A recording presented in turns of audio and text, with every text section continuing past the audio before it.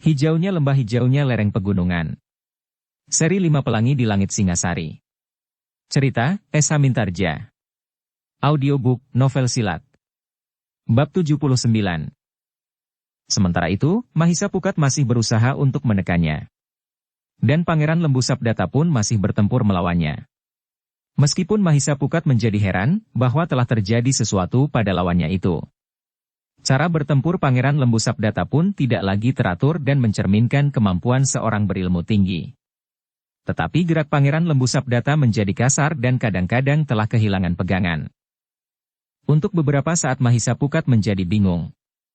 Justru karena itulah maka ia harus menyesuaikan diri dengan keadaan lawannya yang terasa menjadi asing. Mahisa Pukat semakin bingung ketika kemudian Pangeran Lembu Sabdata itu tertawa. Semakin lama menjadi semakin keras dan berkepanjangan. Bahkan kemudian Pangeran Lembu Sabdata itu seakan-akan tidak lagi menghiraukannya. Mahisa Pukat menghentikan perlawanannya. Dalam kebingungan ia melihat Pangeran Lembu Sabdata itu menurut penglihatan telah kehilangan kesadarannya. Dengan wajah yang tegang Mahisa Pukat memandang Pangeran Singanarpada yang gelisah. Pangeran Singanarpada pun tidak segera menangkap persoalan yang dihadapinya. Namun sikap Pangeran Lembu Sabdata itu benar-benar membuat jantungnya berdebar-debar. Dalam pada itu, Mahisa Bungalan telah kembali berjongkok di samping Mahisa Murti. Sesaat perhatiannya sepenuhnya tertuju kepada Mahisa Murti yang dalam keadaan parah meskipun menurut pengamatan Pangeran Singanarpada tidak membahayakan jiwanya. Dengan mencairkan obat yang dibawanya, maka Mahisa Bungalan berusaha untuk meningkatkan daya tahan Mahisa Murti, yang berhasil minum beberapa teguk, sehingga untuk sementara keadaannya akan berangsur menjadi baik, sebelum ia akan mendapat pengobatan yang sesungguhnya serta kemampuannya untuk melakukan samadhi serta memperbaiki pernafasannya.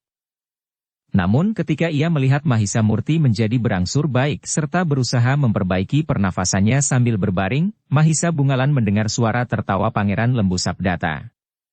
Suara tertawa yang aneh dan sangat menarik perhatiannya. Mahisa Bungalan yang mulai memperhatikan sikap Pangeran Lembu Sabdata pun menjadi heran. Sikap Pangeran Lembu Sabdata yang terlepas dari pengaruh kejiwaan Ki Ajar Bomantara yang terbunuh itu menjadi sangat asing baginya. Mahisa Murti, berkata Mahisa Bungalan. Usahakan mengatur pernafasan sebaik-baiknya. Obat itu akan membantu meningkatkan daya tahanmu. Aku akan melihat keadaan Pangeran Lembu Sabdata sejenak. Mahisa Murti menyeringai menahan pedih di tubuhnya. Namun kemudian katanya. Silahkan Kakang. Mahisa Bungalan kemudian meninggalkan Mahisa Murti yang terbaring diam. Selangkah demi selangkah ia mendekati Pangeran Singanarpada yang termangu-mangu. Sementara Mahisa Pukat pun menjadi bingung melihat keadaannya. Pangeran, desis Mahisa Bungalan. Apa yang telah terjadi dengan Pangeran Lembu Sabdata? Pangeran Singanarpada termangu-mangu.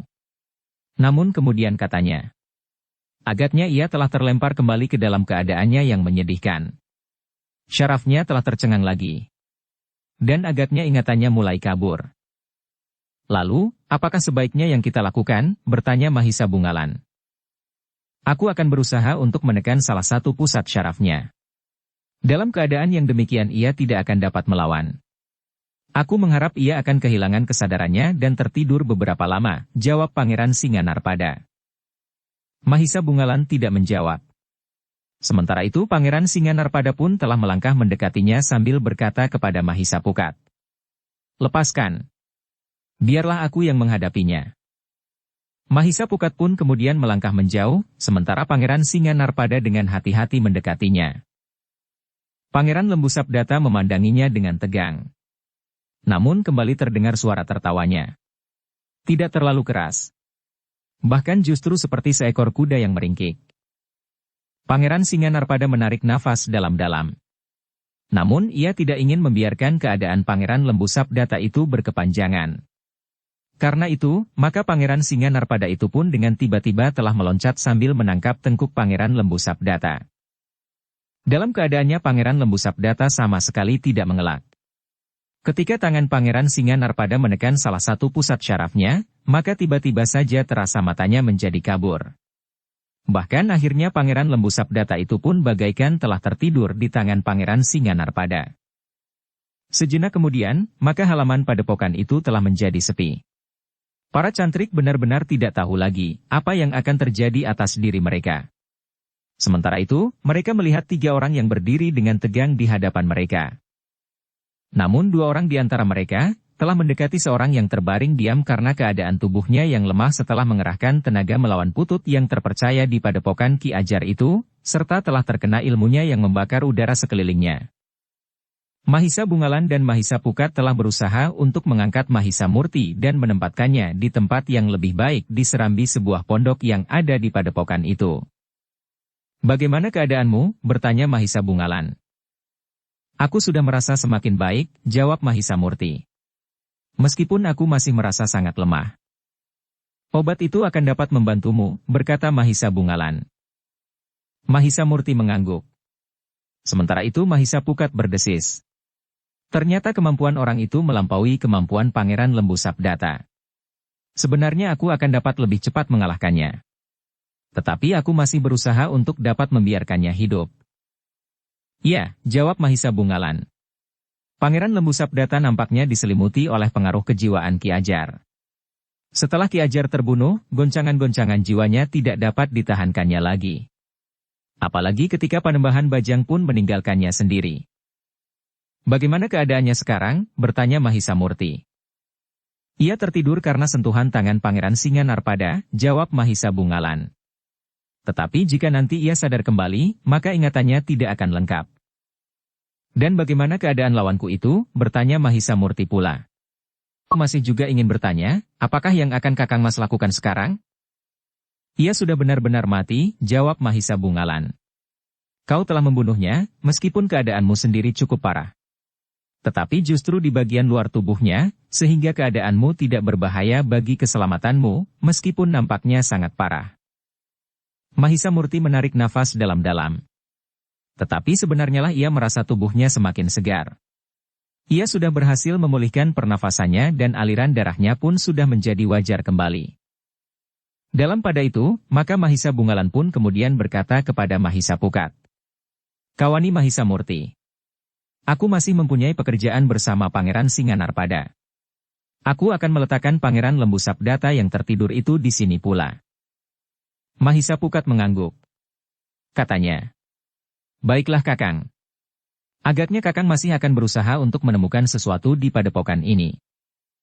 Dalam pada itu, maka Mahisa Bungalan pun kemudian berkata kepada Mahisa Pukat, "Kawani Mahisa Murti.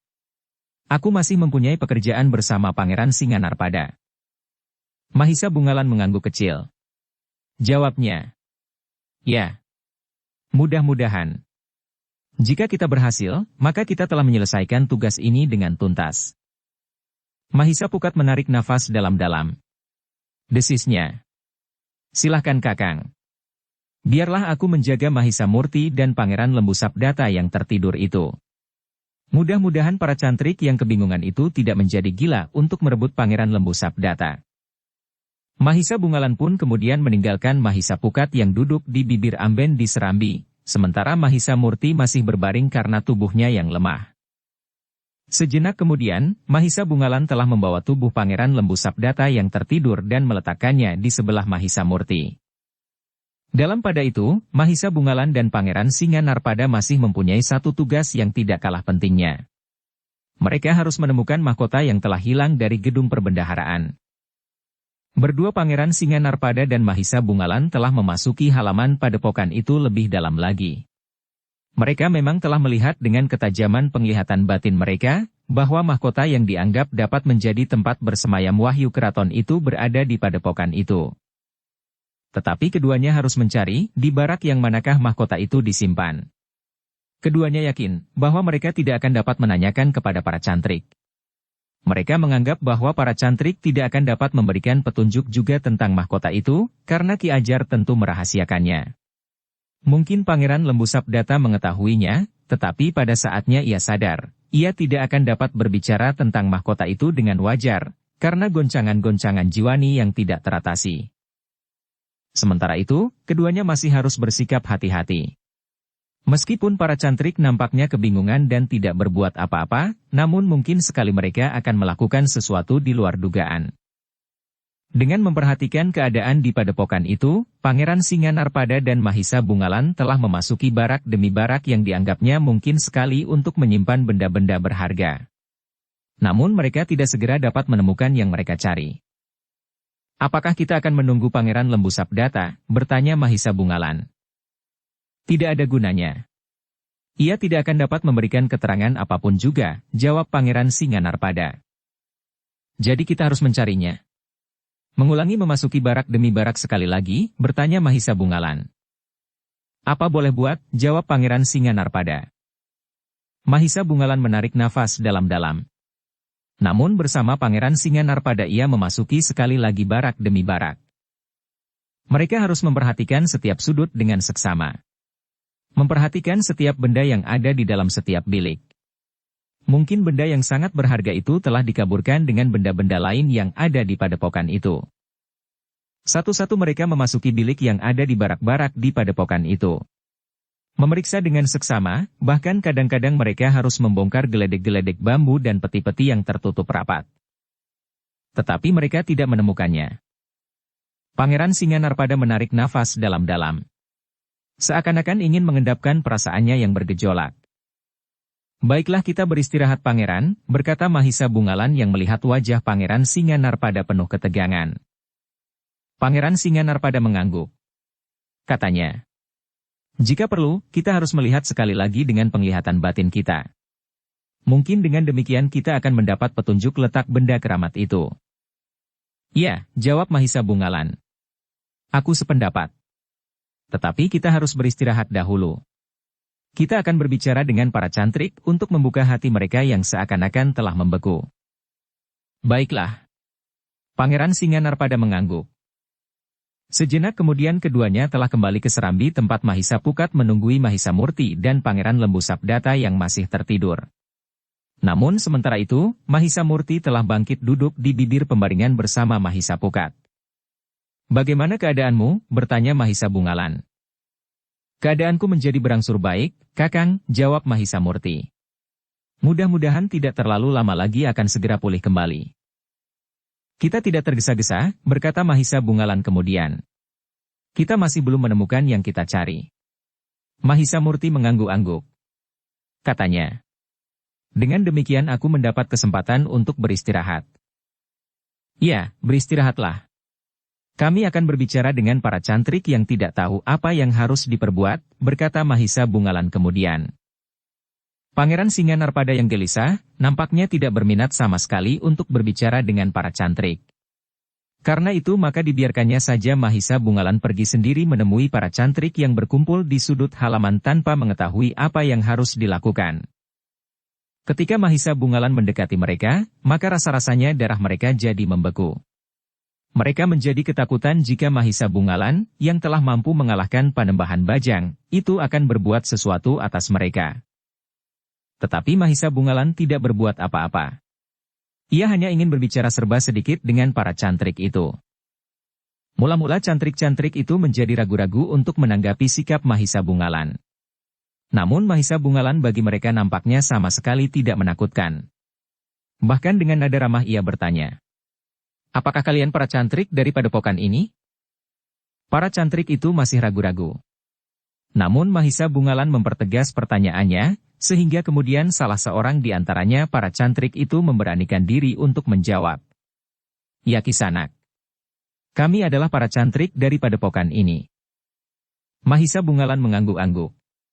Tetapi ia bertanya sekali lagi, "Apakah kalian sudah melihat apa yang terjadi?" "Ya Kisanak," jawab cantrik itu lagi. Mahisa Bungalan masih mengangguk-angguk. Lalu katanya, "Sekarang pemimpin padepokan ini dan seorang pembantunya telah terbunuh. Sementara itu Pangeran Lembu Sabdata menjadi tawanan kami." Para cantrik itu hanya dapat saling berpandangan. Mereka memang tidak dapat berbuat apa-apa. Sementara itu Mahisa Bungalan berkata seterusnya, "Nah, siapakah di antara kalian yang tidak mau menerima keadaan seperti ini? Siapakah di antara kalian yang merasa wajib untuk berbuat sesuatu bagi padepokan?" Tidak seorang pun yang menjawab. Karena itu, maka Mahisa Bungalan berkata, "Para cantrik, ketahuilah bahwa yang kami lakukan adalah atas nama kekuasaan negara Kediri. Ki Ajar Bomantara telah melakukan kesalahan yang sangat besar terhadap Kediri, sehingga ia harus ditangkap. Tetapi sayang, bahwa ia sama sekali menolak untuk ditangkap, sehingga akhirnya kami berusaha untuk memaksanya. Tetapi kami gagal dan Ki Ajar itu terbunuh. Para cantrik hanya dapat menundukkan kepalanya saja. Ki Ajar telah dibunuh oleh Pangeran Singanarpada karena ia menentang perintah penangkapan atas dirinya dan bahkan ia telah melawan, berkata Mahisa Bungalan selanjutnya. Jantung para cantrik menjadi semakin berdebaran. Nah, berkata Mahisa Bungalan seterusnya. Sekarang, apa yang akan kalian lakukan? Para cantrik itu saling berpandangan. Seorang di antara mereka memberanikan diri untuk menjawab. Kami tidak mengerti, apa yang baik kami lakukan dalam keadaan seperti ini.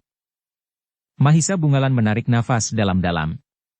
Lalu katanya, kami tidak akan menganggap kalian ikut bersalah sebagaimana pemimpin padepokan kalian. Karena itu, kalian akan tetap dapat melakukan pekerjaan kalian, memelihara padepokan ini apabila kalian masih ingin melakukannya. Atau jika kalian ingin kembali ke rumah kalian masing-masing, maka kalian bebas melakukannya. Karena kalian bukan tawanan kami. Para cantrik itu tidak segera menjawab. Mereka benar-benar tidak tahu lagi, apa yang sebaiknya mereka lakukan. Mahisa Bungalanlah yang kemudian justru memberikan pendapatnya. Para cantrik. Jika kalian memang mencintai padepokan ini, maka kalian dapat tinggal di sini, meneruskan pekerjaan kalian sehari-hari. Tanah pertanian kalian akan tetap menghasilkan, dan padepokan ini akan tetap terpelihara. Tetapi padepokan ini tidak lagi dihuni oleh seorang pertapa yang memiliki kelebihan dari orang lain karena Ki Ajar telah terbunuh. Namun demikian, mungkin salah seorang yang tertua di antara kalian akan dapat menjadi pemimpin di sini bukan untuk mengembangkan kanuragan, tetapi untuk mengembangkan tanah pertanian yang sampai saat ini terpelihara dengan baik. Para cantrik tidak menjawab. Tetapi beberapa orang di antara mereka mengangguk-angguk. Nah, para cantrik, berkata Mahisa Bungalan selanjutnya. Sekarang kalian mempunyai tugas untuk menyelenggarakan sebaik-baiknya mayat pemimpin kalian yang dengan terpaksa sekali terbunuh di pertempuran ini. Para cantrik itu masih saja termangu-mangu, sehingga Mahisa Bungalan pun berkata lebih tegas. Nah, bangunlah dari mimpimu yang buruk itu. Lakukan. Mayat itu sudah terlalu lama membeku di tempatnya. Para cantrik itu seakan-akan memang terbangun dari sebuah angan-angan yang sangat buruk. Mereka pun kemudian melangkah dengan hati yang kosong ke tempat pemimpin mereka terbaring diam. Sementara itu, Pangeran Lembu Sabdata masih saja tertidur. Sedangkan Mahisa Murti dan Mahisa Pukat duduk termenung di bibir amben di Serambi. Mahisa Bungalan pun kemudian mendekati Pangeran Singanarpada yang gelisah sambil berkata. Mereka sudah melakukannya. Pangeran Singanarpada mengangguk. Katanya. Tetapi aku tidak dapat melepaskan sekejap pun kegelisahan tentang benda yang masih belum kita ketemukan itu. Tetapi kita tidak harus memaksa diri, jawab Mahisa Bungalan. Pangeran Singanarpada menarik nafas dalam-dalam. Namun mereka pun sempat melihat keadaan Pangeran Lembu Sabdata. Ia masih akan tertidur untuk waktu yang cukup lama, berkata Pangeran Singanarpada. Mahisa Pukat mengangguk-angguk. Tetapi ia merasa bertanggung jawab atas pangeran yang dengan susah payah dicari di seluruh Kediri itu. Beberapa saat, Pangeran Singanarpada duduk pula di amben itu, sementara Mahisa Bungalan berjalan hilir mudik di halaman samping sambil mengamati kerja para cantrik yang menjadi sibuk. Namun Pangeran Singanarpada tidak dapat menyingkirkan kegelisahannya barang sekejap. Karena itu, bagaimanapun juga, Pangeran Singanarpada berniat untuk mencari benda keramat itu sampai ketemu, baru mereka akan memikirkan yang lain-lain. Baiklah Pangeran, berkata Mahisa Bungalan. Kita akan mencari benda itu dengan cara yang lain. Kita tidak hanya akan sekedar memasuki bilik demi bilik di setiap barak, tetapi kita akan memperhatikan suasana di dalam bilik-bilik itu. Kita akan mempergunakan penglihatan batin kita untuk mencari pusaka yang hilang itu. Tetapi seperti pangeran, aku pun yakin bahwa pusaka itu ada di dalam padepokan ini. Pangeran Singanarpada mengangguk-angguk. Katanya, baiklah. Kita akan mencarinya tidak sekedar dengan penglihatan mata wadak kita. Demikianlah, keduanya telah mengulangi sekali lagi mencari pusaka yang dianggap mampu menjadi wadah wahyu keraton Kediri itu. Mahisa Pukatlah yang mendapat tugas untuk mengamati keadaan di halaman padepokan, serta mengamati Pangeran Lembu Sabdata yang masih tertidur. Jika sewaktu-waktu ia terbangun, maka segalanya terserah kepadamu, berkata Mahisa Bungalan. Tetapi satu hal yang harus kau perhatikan, bahwa Pangeran Lembu Sabdata tidak lagi menguasai kesadaran dan ingatannya sepenuhnya. Sementara itu, maka Mahisa Bungalan dan Pangeran Singanarpada telah mengerahkan kemampuan mereka untuk mengamati keadaan satu tempat dengan mempergunakan penglihatan batin. Mereka memang mendapat kesulitan untuk melakukannya. Tetapi karena mereka adalah orang-orang yang berilmu tinggi, maka betapapun sulitnya, namun mereka pun akhirnya berhasil melakukannya. Sekali lagi mereka memasuki bilik demi bilik. Tetapi mereka tidak sekedar mengamati benda-benda yang ada di dalam bilik itu. Tidak sekedar membuka peti-peti kayu atau geledek-geledek bambu. Namun mereka memang tidak segera menemukannya. Tetapi ternyata bahwa kemampuan mereka menangkap dari mahkota yang mereka cari dengan pengamatan batin mereka, maka akhirnya keduanya merasakan bahwa mereka telah berada tidak terlalu jauh dari benda yang mereka cari. Jantungku berdebar-debar, berkata Mahisa Bungalan. Agaknya ini merupakan satu pertanda. Iya, jawab Pangeran Singanarpada. Aku pun merasakan sesuatu yang asing. Tetapi agaknya getaran yang asing itu adalah satu bukti bahwa pusaka yang keramat itu berada di sini. Di dalam bilik ini, berkata Mahisa Bungalan. Pangeran Singanarpada termangu-mangu. Namun kemudian desisnya. Ya. Di dalam bilik ini atau di bilik sebelah. Mahisa Bungalan mengangguk-angguk. Namun mereka terlalu yakin akan sentuhan halus dari pengamatan jiwani Mahisa Bungalan dan Pangeran Singanarpada dengan getar benda pusaka yang mereka cari itu. Dengan demikian maka keduanya telah memeriksa isi bilik itu dengan teliti. Tidak ada sudut yang terlampaui. Amben yang ada di dalam bilik itu pun telah diangkat dan diletakkan miring. Geledek bambu di dalam bilik itu pun telah digeser. Namun mereka tidak menemukan yang mereka cari. Kita lihat bilik sebelah, berkata Pangeran Singanarpada. Keduanya pun kemudian telah pergi ke bilik sebelah. Tetapi seperti di bilik yang terdahulu, mereka tidak menemukan apapun juga. Dalam pada itu Mahisa Bungalan berkata, ada sesuatu yang aneh. Benda itu tentu ada di sini. Pangeran Singanarpada pun menjadi jengkel. Namun mereka tidak berhenti mencari. Mereka memasuki bilik demi bilik yang menurut pendapat mereka menjadi tempat penyimpanan benda keramat itu. Namun benda itu tidak mereka ketemukan. Ketika gejolak perasaan memuncak, maka Mahisa Bungalan berusaha mempertajam penglihatan batinnya. Getaran yang menyentuh tali perasaannya yang paling halus, terasa semakin tajam. Dan yakinlah Mahisa Bungalan, bahwa ia berada dekat dengan benda yang dicarinya. Dalam pada itu, ketika sekali lagi ia mengamati bilik itu, terasa sesuatu menarik perhatiannya. Tiba-tiba saja ia berkata kepada Pangeran Singanarpada.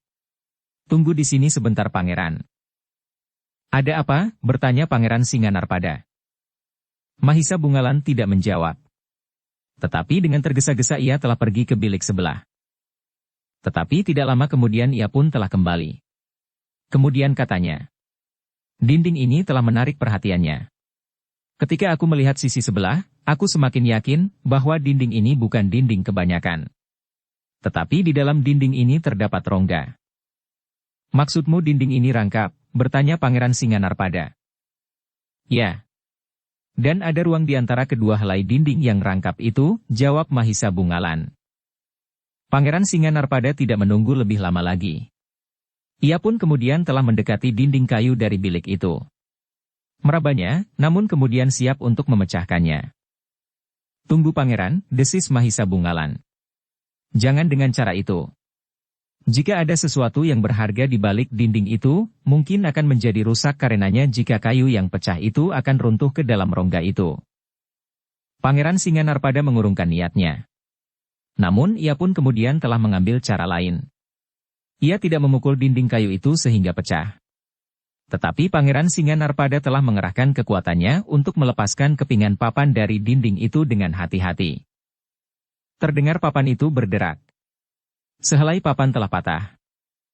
Ketika kemudian Pangeran Singanarpada melepaskan papan kedua, maka kedua orang itu terkejut bukan kepalang. Ternyata di antara dua helai dinding yang berongga itu terdapat sebuah benda yang bercahaya bagaikan matahari. Pangeran Singanarpada justru bagaikan membeku. Dipandanginya benda itu tanpa berkedip untuk beberapa saat. Namun kemudian, Pangeran Singanarpada itu pun telah jatuh pada lututnya. Mahisa Bungalan pun kemudian berlutut pula ketika Pangeran Singanarpada telah menyembah benda itu.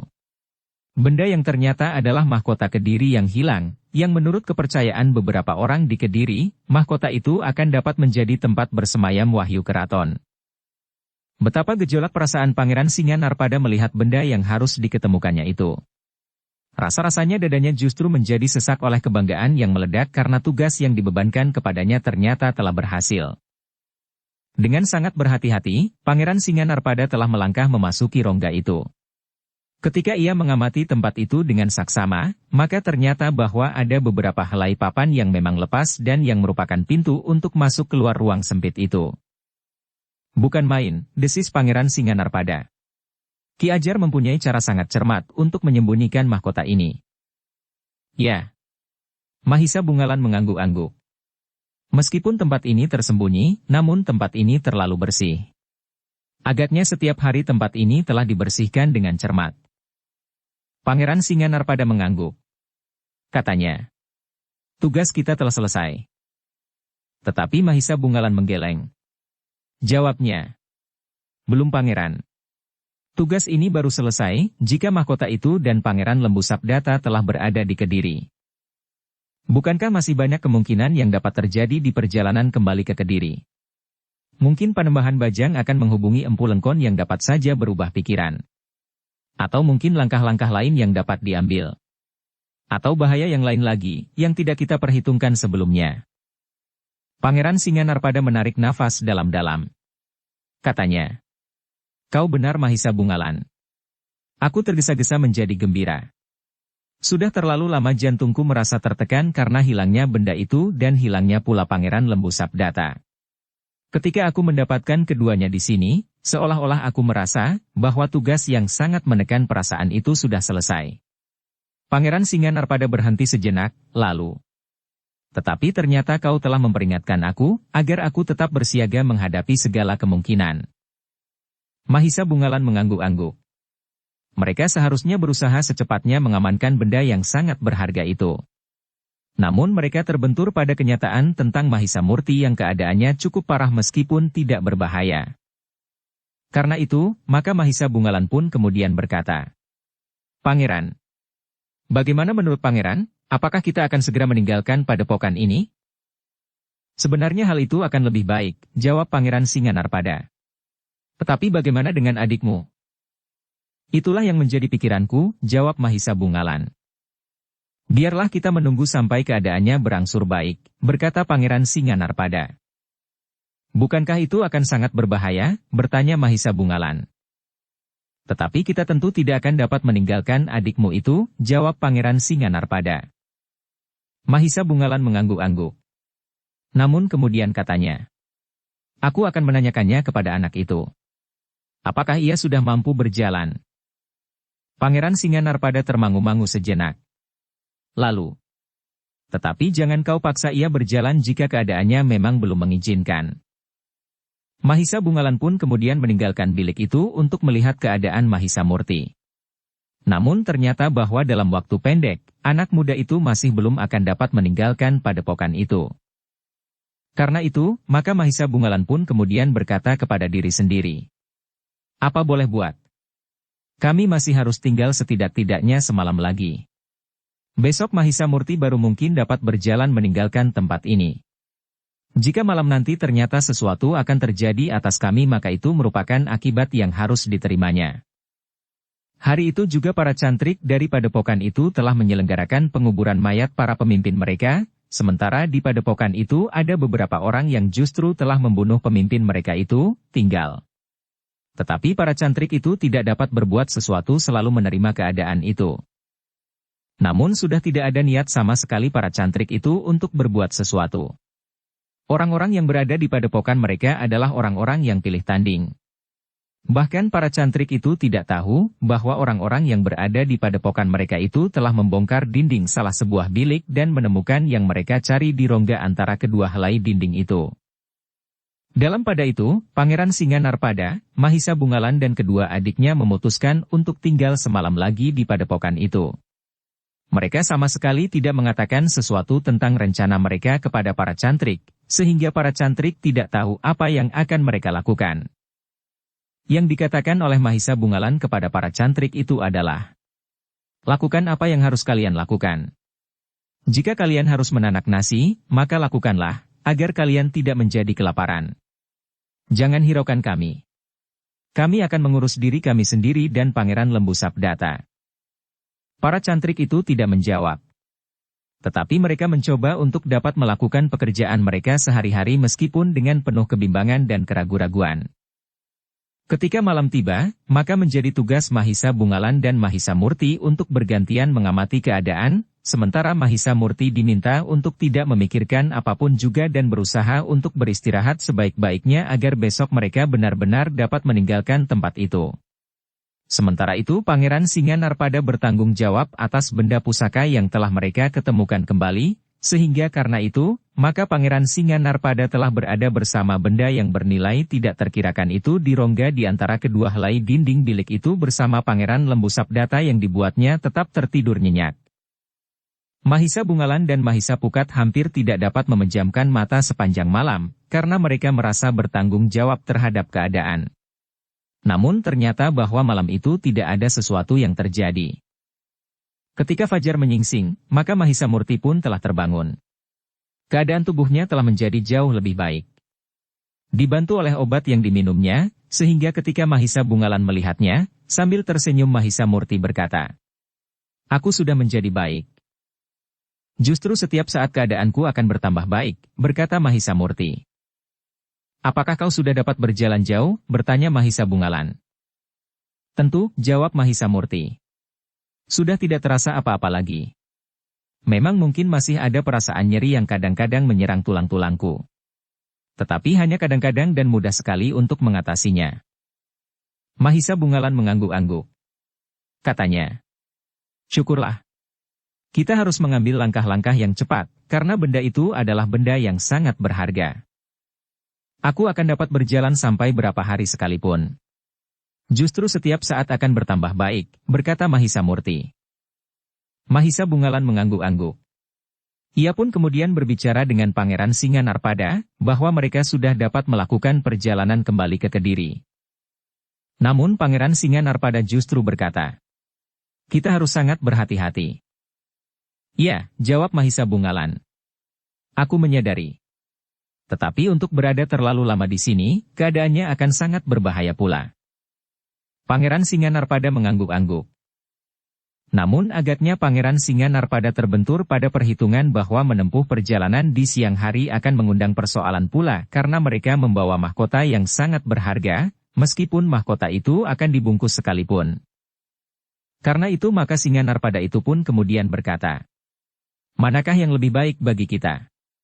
Apakah kita akan tinggal di sini hari ini dan berangkat menjelang senja, atau kita akan berada di perjalanan siang ini?" Mahisa Bungalan termangu-mangu. Ia tidak segera dapat menjawab pertanyaan itu. Sementara itu Mahisa Murti dan Mahisa Pukat pun saling berpandangan. Mereka pun tidak mengerti manakah yang lebih baik dilakukan. Namun akhirnya Mahisa Bungalan pun berkata, "Kita akan meninggalkan padepokan ini, tetapi kita tidak melakukan perjalanan. Kita akan berhenti di hutan perburuan yang tidak terlalu jauh dari tempat ini." Pangeran Singanarpada termenung sejenak. Namun kemudian katanya, "Aku sependapat. Kita akan berada di hutan itu. Baru menjelang senja kita berjalan. Esok pagi, jika matahari terbit, kita mencari tempat untuk bersembunyi." "Kita berjalan di malam hari," berkata Mahisa Bungalan. "Bukankah begitu maksud pangeran?" "Ya. Bukankah untuk sementara cara itulah yang kita anggap paling aman? Sementara itu, kita masih harus membawa Pangeran Lembu Sabdata yang pada saat-saat tertentu akan dapat membuat kesulitan." Mahisa Bungalan mengangguk-angguk. Katanya, "Baiklah. Kita akan mencoba melakukannya." Tetapi sampai saat ini Pangeran Lembu Sabdata masih belum bangun. Aku akan membangunkannya. Biarlah ia makan dan minum. Baru kita akan berangkat, berkata Pangeran Singanarpada. Sebenarnya lah kemudian Pangeran Singanarpada telah menyentuh tengkuk Pangeran Lembu Sabdata yang perlahan-lahan terbangun dari tidurnya.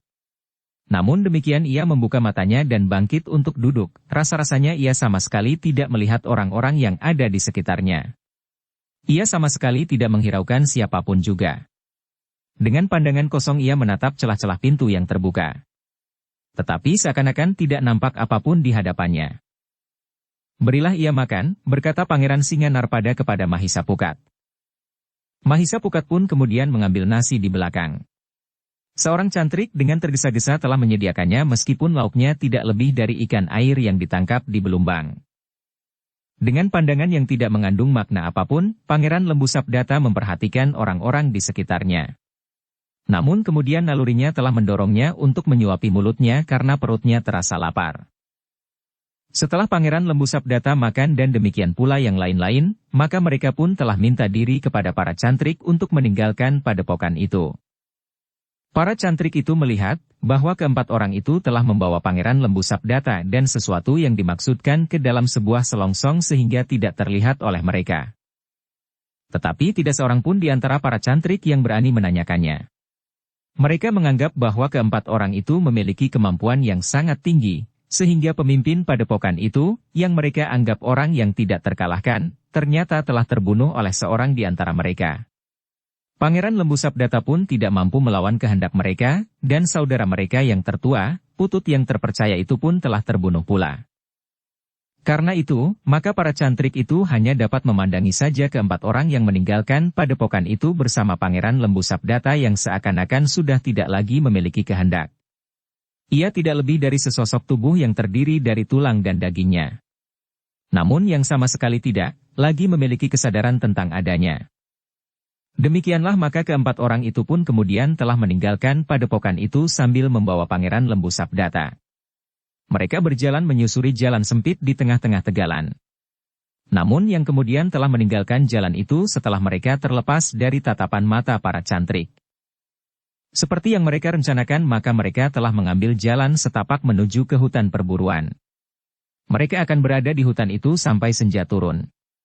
Baru mereka akan melanjutkan perjalanan. Demikian berhati-hatinya Pangeran Singanarpada, karena ia telah membawa dua macam benda yang sangat berharga. Satu di antaranya adalah sesosok tubuh yang seakan-akan telah kehilangan jiwa, dan satu lagu sebuah pusaka yang sangat dikeramatkan di Kediri. Melewati jalan sempit mereka menuju ke hutan perburuan untuk tinggal di hari itu. Mereka harus berusaha beristirahat sebaik-baiknya karena malam nanti mereka akan menempuh perjalanan. Karena Pangeran Lembu Sabdata tidak mengerti keterangan tentang kepentingan mereka di hutan itu, maka Pangeran Singanarpada telah memaksanya untuk tidur dengan menyentuh tengkuknya sebagaimana telah dilakukannya di padepokan. Aku tidak dapat tidur meskipun malam nanti harus berjalan semalam suntuk, berkata Mahisapukat.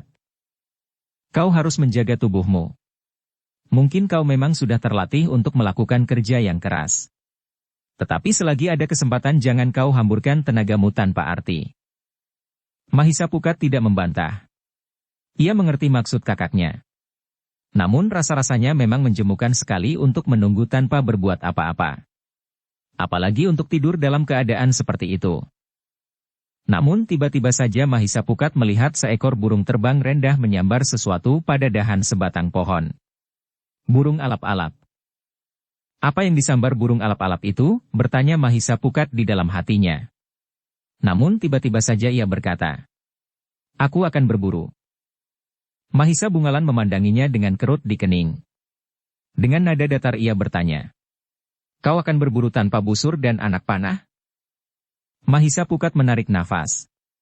Memang sulit untuk berburu tanpa busur dan anak panah.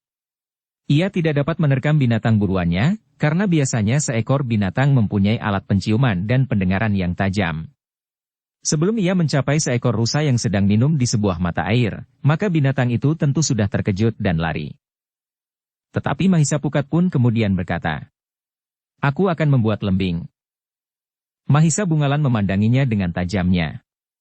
Lalu katanya, Kau akan membuang tenaga tanpa arti apa-apa. Aku tahu, kau hanya sekedar ingin mengusir kejemuan. Tetapi kita tidak sedang duduk kesepian tanpa berbuat apa-apa. Kita harus menyimpan tenaga kita untuk menghadapi satu kemungkinan yang mendebarkan. Satu kemungkinan yang tidak pernah kita duga sebelumnya. Mahisa Pukat menarik nafas dalam-dalam. Namun akhirnya ia menurut pesan kakaknya. Ia tidak berbuat apa-apa dan duduk saja dalam kejemuan. Hari itu orang-orang yang berada di dalam hutan itu berusaha untuk dapat beristirahat dengan sebaik-baiknya, karena malam harinya mereka akan menempuh perjalanan panjang. Ketika senja turun, maka orang-orang di dalam hutan itu pun telah mempersiapkan diri. Mereka makan bekal yang masih ada pada mereka, sebelumnya mereka mulai dengan perjalanan. Sementara itu Pangeran Singanarpada telah membangunkan Pangeran Lembu Sabdata dan dengan cara khusus memaksa Pangeran Lembu Sabdata untuk makan. Menjelang gelap, maka sekelompok kecil orang-orang itu pun telah meninggalkan hutan perburuan. Mahisa Murti telah nampak semakin baik. Bahkan tidak lagi nampak tanda-tanda bahwa ia baru saja mengalami kesulitan pada tubuhnya menghadapi ilmu yang ganas. Meskipun kemudian jalan setapak yang mereka lalui benar-benar menjadi gelap, tetapi orang-orang yang sudah terbiasa dengan pengembaraan itu sama sekali tidak mengalami kesulitan. Bahkan Pangeran Lembu Sabdata yang tidak sepenuhnya menyadari dirinya sendiri, secara naluriah dapat juga menempuh jalan yang terbentang di hadapan mereka, meskipun kadang-kadang memang menimbulkan kesulitan juga bagi Pangeran Singanarpada yang harus selalu mengamati keadaannya. Namun demikian, perjalanan mereka tidak mengalami hambatan yang berarti. Mereka dapat maju sesuai dengan kemungkinan yang dapat mereka capai. Sementara itu, jalan-jalan yang sepi memberikan mereka keleluasaan untuk bergerak tanpa menarik perhatian orang lain. Tetapi mereka masih harus menghindari kemungkinan melintasi gardu-gardu perondaan, agar tidak menimbulkan persoalan dengan anak-anak muda yang bertugas. Namun mendekati tengah malam, ternyata sesuatu telah terjadi atas sekelompok kecil orang-orang yang menempuh perjalanan itu. Rasa-rasanya di langit tidak ada mendung. Udara bersih dan bintang nampak bergayutan di langit. Namun tiba-tiba beberapa langkah dari mereka telah meledak suara petir yang memekakkan telinga. Lidah api menjilat di langit dan menghantam sebatang pohon gayam yang tumbuh di pinggir jalan. Orang-orang yang sedang berjalan itu terkejut bukan kepalang. Bahkan Pangeran Lembu Sabdata pun terkejut pula dan hampir saja ia melarikan diri, jika Mahisa Bungalan tidak cepat menangkapnya. "Apa yang terjadi?" bertanya Pangeran Singanarpada. Mahisa Bungalan termangu-mangu sejenak. Namun kemudian ia berdesis. "Panembahan Kerdil itu. Ia telah mengancam untuk menyerang aku dari jarak jauh. Agaknya ia telah melakukan rencana itu. Dengan kemampuan ilmu yang lembut di dalam dirinya ia telah berusaha untuk menyerangku." Pangeran Singanarpada termangu-mangu. Namun sebelum mereka beranjak dari tempatnya, maka sekali lagi terdengar suara petir mengguncang tanah tempat mereka berpijak, dan menyambar sisa pohon gayam yang sedang terbakar. "Gila," geram Mahisa Bungalan. "Dikiranya ilmu setanya itu dapat menakut-nakuti aku. Lalu apa yang dapat kau lakukan?" "Panembahan Kerdil itu tidak ada di sini sekarang," berkata Pangeran Singanarpada. "Hanya orang yang lemah hati dan ketakutan sajalah yang akan dapat dikenai iblis yang licik itu, karena ia tidak berani beradu dada. Aku harus bertahan, agar aku tidak menjadi cemas dan pribadiku tidak terpengaruh oleh kekuatan pribadinya," sahut Mahisa Bungalan. Pangeran Singanarpada termangu-mangu. Sementara itu Mahisa Bungalan berkata, "Kita berjalan terus. Jangan hiraukan permainan iblis itu." Tetapi Pangeran Singanarpada bertanya, "Mahisa Bungalan, apakah kita akan dapat melawannya?" "Tanpa melawan, kita tidak akan dicelakainya," jawab Mahisa Bungalan. Tetapi Pangeran Singanarpada nampak ragu-ragu. Sekilas dipandanginya pohon gayam yang terbakar itu. "Kita tidak boleh ragu-ragu," berkata Mahisa Bungalan. "Marilah. Akulah yang akan dikenainya. Bukan orang lain. Karena itu biarlah ia mengenaiku jika ia mampu." Pangeran Singanarpada masih termangu-mangu. Karena itu sekali lagi Mahisa Bungalan berkata tegas, "Jangan ragu-ragu. Jika kita ragu-ragu, maka kita telah memberi kesempatan kepada Panembahan Kerdil itu untuk mengenaiku. Aku tidak ragu-ragu tentang kemampuanmu untuk melepaskan diri dari arah serangan licik Panembahan Bajang itu. Yang aku pikirkan, apakah kita akan melawan atau tidak, jawab Pangeran Singanarpada. Mahisa Bungalan belum sempat menjawab, ketika beberapa langkah dari Pangeran Singanarpada, tanah bagaikan meledak oleh sambaran lidah api dari udara.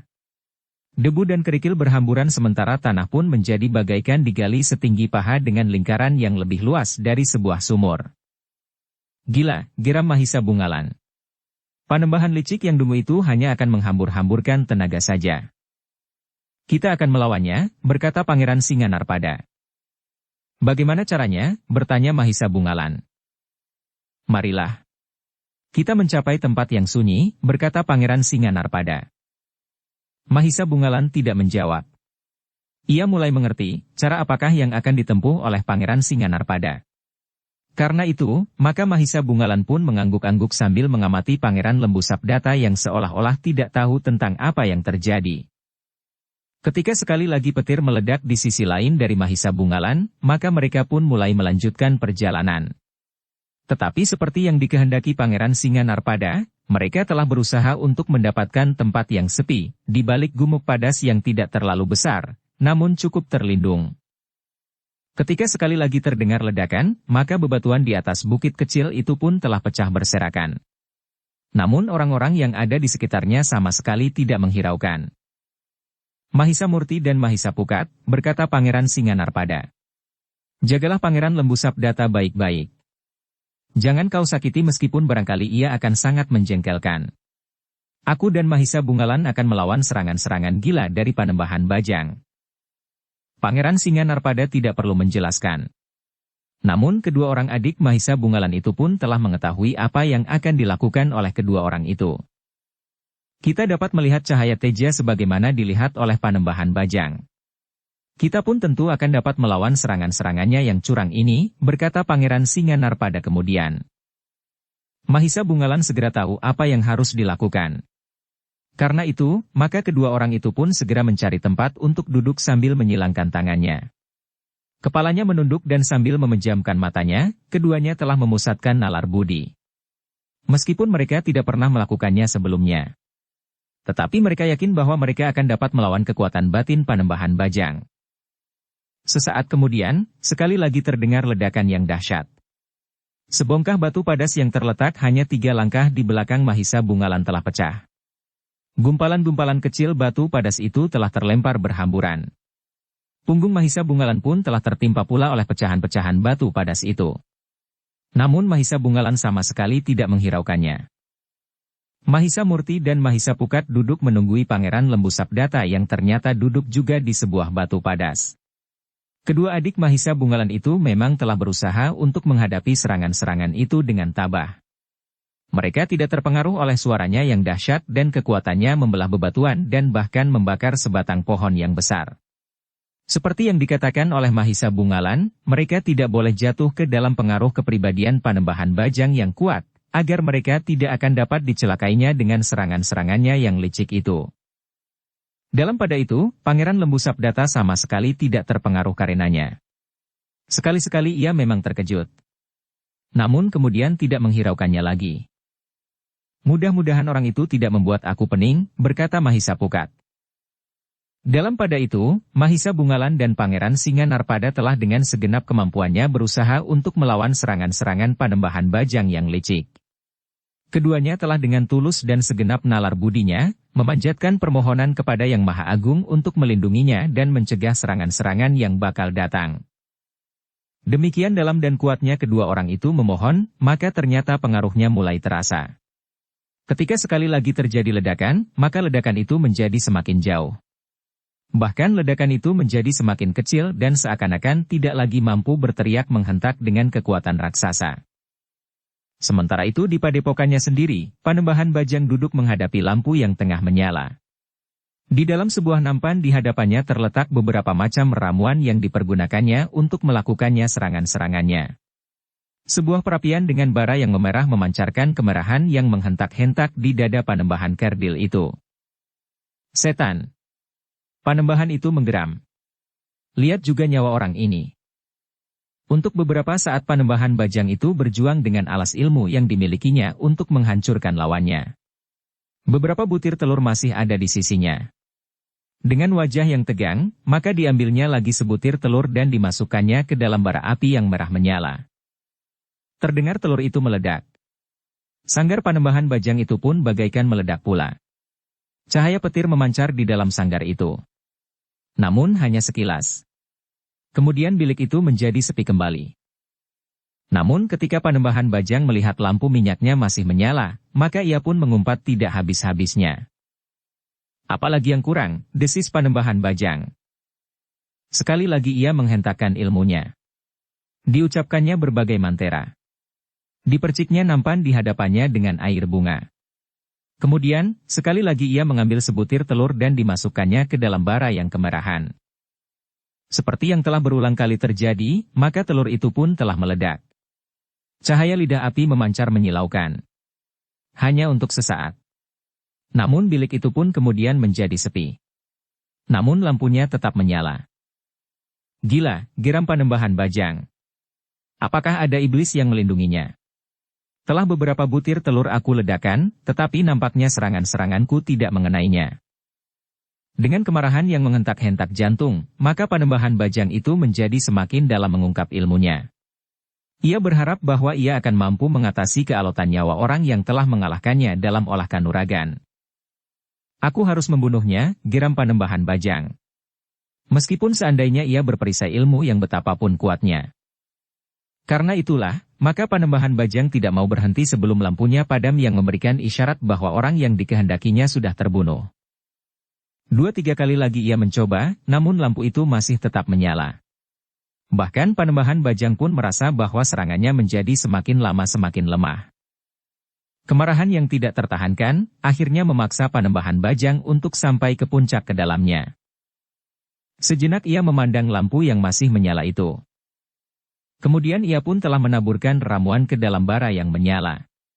Baunya semerbak memenuhi sanggarnya, sementara itu, maka Panembahan Bajang itu telah memusatkan segenap nalar budinya, segenap kemampuan ilmunya dan segenap kemungkinan yang dapat dilakukannya. Dengan tangan gemetar Panembahan Bajang telah mengambil sebutir telur. Tetapi telur itu tidak segera dimasukkan ke dalam bara api sebagaimana telah dilakukannya. Tetapi telur itu telah diusapnya dengan semacam serbuk yang berwarna kekuning-kuningan. Kemudian dengan sepucuk duri dari sebatang daun pandan sungsang, maka ia telah menusuk kulit telur itu sehingga membuat sebuah lubang yang kecil tanpa meretakkan kulit telur itu memanjang. Panembahan Bajang memandang telur itu dengan tatapan mata yang bagaikan menyala sebagaimana bara api di hadapannya. Lubang yang sangat kecil yang dibuatnya dengan duri pandan itu pun kemudian diletakkannya di mulutnya. Dengan kekuatan yang khusus maka ia telah menghembus telur itu. Memang tidak ada perubahan pada telur itu menurut wujud lahiriahnya. Tetapi ia sudah menghembuskan kemungkinan yang terakhir yang dapat dilakukannya. Telur itu akan memiliki kekuatan yang berlipat ganda dari yang pernah diledakkannya sebelumnya.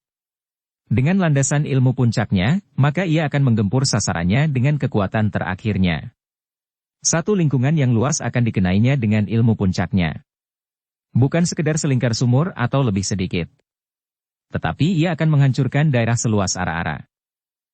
Dengan kekuatanku terakhir ini, maka gunungan pun akan runtuh, geram Panembahan Bajang. Sejenak kemudian, maka ia pun telah duduk dengan penuh kesungguhan menghadapi perapiannya. Lampunya masih tetap menyala sementara telur yang khusus itu pun telah dipersiapkannya sebaik-baiknya.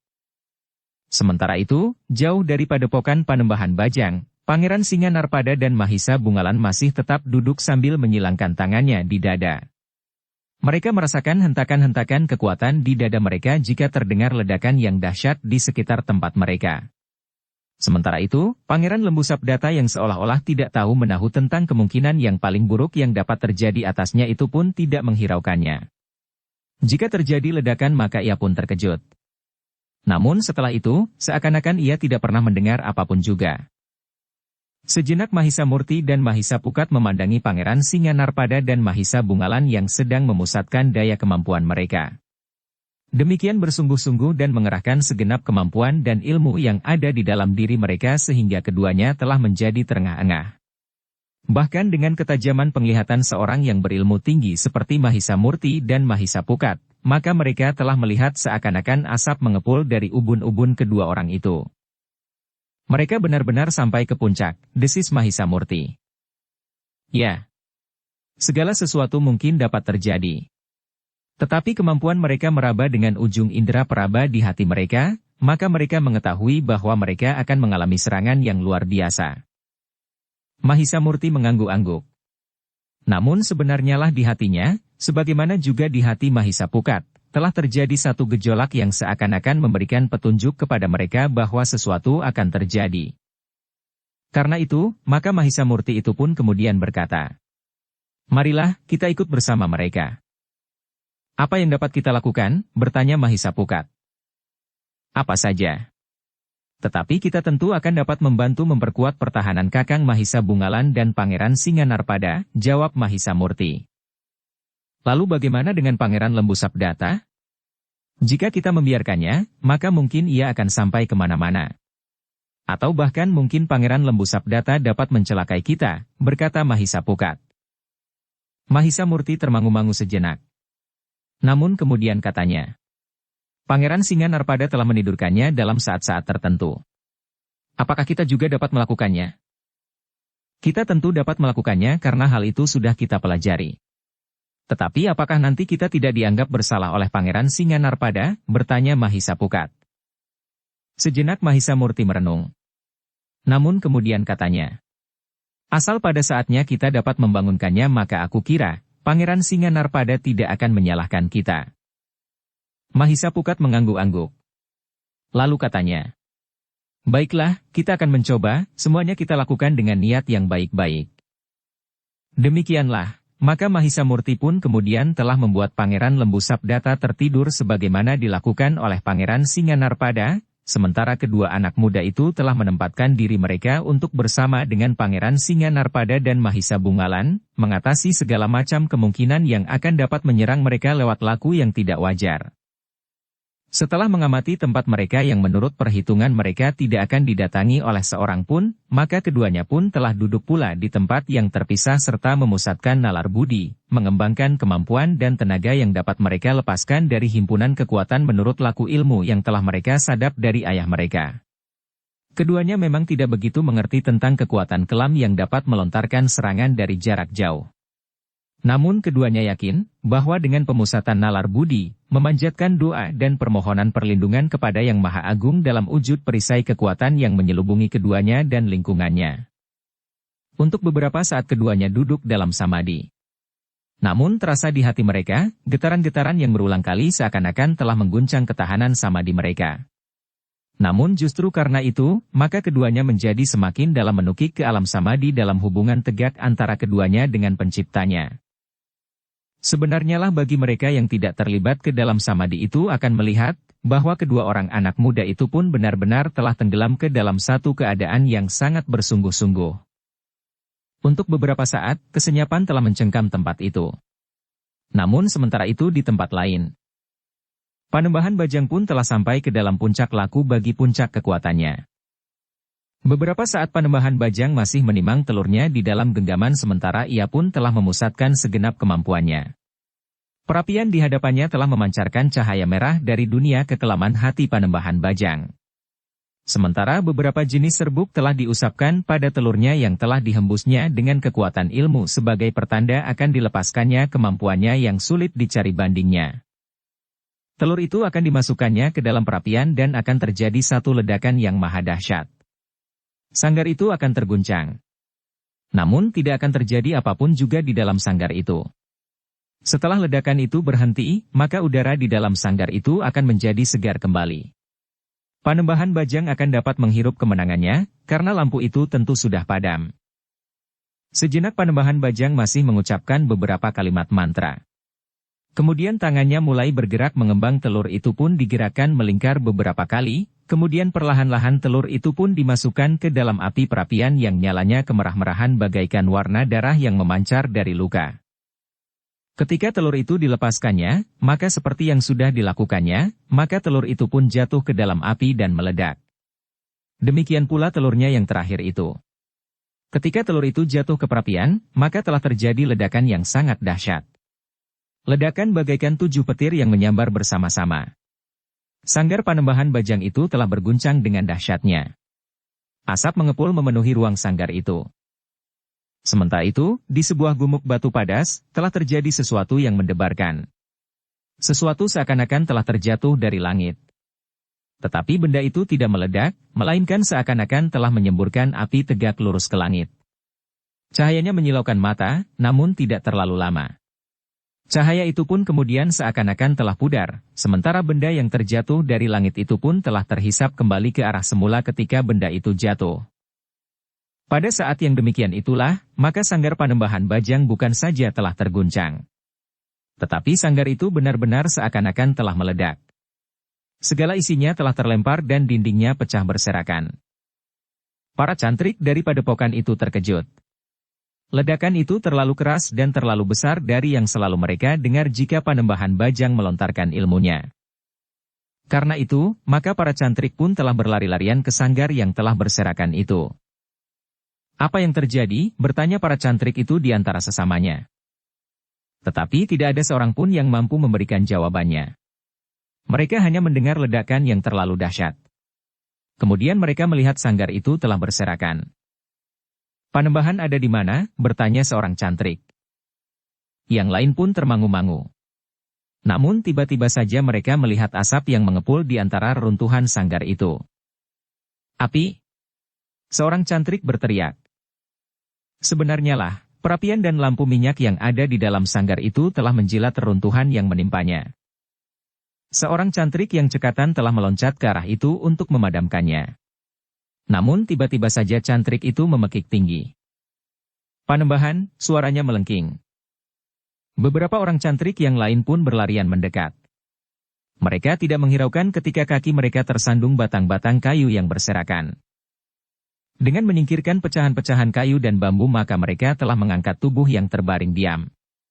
Betapapun besar kuasa ilmu Panembahan Bajang, namun dalam keadaan yang demikian, maka Panembahan tidak lebih sesosok tubuh yang terbaring diam.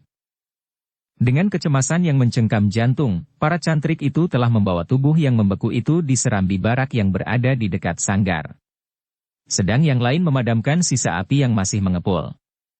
Namun ketika tubuh itu terbaring menelentang, maka para cantrik itu melihat bahwa Panembahan Bajang telah meninggal. Pada saat yang demikian itulah, maka sanggar Panembahan Bajang bukan saja telah terguncang. Tetapi sanggar itu benar-benar seakan-akan telah meledak, segala isinya telah terlempar dan dindingnya pecah berserakan. Betapa kesedihan telah mencengkam jantung para cantrik. Panembahan Bajang bagi mereka adalah orang yang baik. Mereka berharap untuk dapat meneguk sejemput ilmu dari Panembahan yang baik menurut penilaian mereka. Namun tanpa mereka ketahui sebabnya, maka Panembahan Bajang itu telah terbunuh. Sebenarnya lah bahwa ternyata Panembahan Bajang yang telah melontarkan kemampuan ilmu puncaknya untuk menghancurkan orang yang telah mengalahkannya dalam olah kanuragan, telah membentur kekuatan jiwani yang tidak tertembus. Ternyata bahwa Pangeran Singanarpada, Mahisa Bungalan dan yang kemudian juga Mahisa Murti dan Mahisa Pukat telah berhasil membangun perisai yang sangat kuat. Mereka ternyata telah menghubungkan diri mereka dengan lindungan yang maha agung, sehingga betapapun kuatnya ilmu Panembahan Bajang yang mampu menghancurkan bukit batu, ternyata ilmu itu tidak dapat menghembus perlindungan yang maha agung itu. Bahkan kekuatan ilmu itu telah memental kembali dan meledak justru di tempat ilmu itu dilontarkan. Hanya karena Panembahan Bajang termasuk seorang yang luar biasa sajalah maka Panembahan Bajang tidak menjadi lumat, sehingga tubuhnya justru masih utuh. Namun Panembahan Bajang telah mati. Sementara itu jauh dari padepokan Panembahan Bajang, 4 orang masih dalam pemusatan kemampuan mereka. Namun di dalam tahap terakhir, terasa oleh mereka, bahwa getaran-getaran yang rasa-rasanya telah mengguncangkan samadhi mereka telah susut dan akhirnya pudar sama sekali. Isyarat jiwani itu telah membuat keempat orang itu perlahan-lahan melepaskan pemusatan ilmu mereka. Mereka mulai mengendorkan ketegangan yang mencekam jiwa mereka. Apalagi untuk beberapa saat lamanya mereka tidak lagi mendengar ledakan-ledakan yang dapat memecahkan selaput telinga mereka. Hampir bersamaan mereka telah melepaskan samadhi mereka. Namun baru kemudian Pangeran Singanarpada dan Mahisa Bungalan mengetahui bahwa Mahisa Murti dan Mahisa Pukat pun telah melakukannya pula. Kita bersama-sama telah mampu melawan kekuatan Panembahan Bajang, berkata Mahisa Bungalan. Serangan-serangan itu telah berhenti, berkata Mahisa Murti. Pangeran Singanarpada menarik nafas dalam-dalam. Namun perhatiannya tertuju kepada Pangeran Lembu Sabdata yang terbaring diam. Aku terpaksa membuatnya tidur, berkata Mahisamurti. Aku tidak tahu apa yang sebaiknya kau lakukan atas Pangeran Lembu Sabdata pada saat aku dan Mahisa Pukat ingin ikut membantu melawan kekuatan Panembahan Bajang yang gegirisi itu. Pangeran Singanarpada menarik nafas dalam-dalam. Ternyata anak-anak muda itu benar-benar telah dibekali dengan ilmu yang mapan. Mahisamurti telah mampu dengan tidak membahayakan seseorang membuatnya tidur nyenyak sebagaimana dapat dilakukan oleh Pangeran Singanarpada. Dalam pada itu, maka Mahisamurti pun berkata, "Baiklah Pangeran.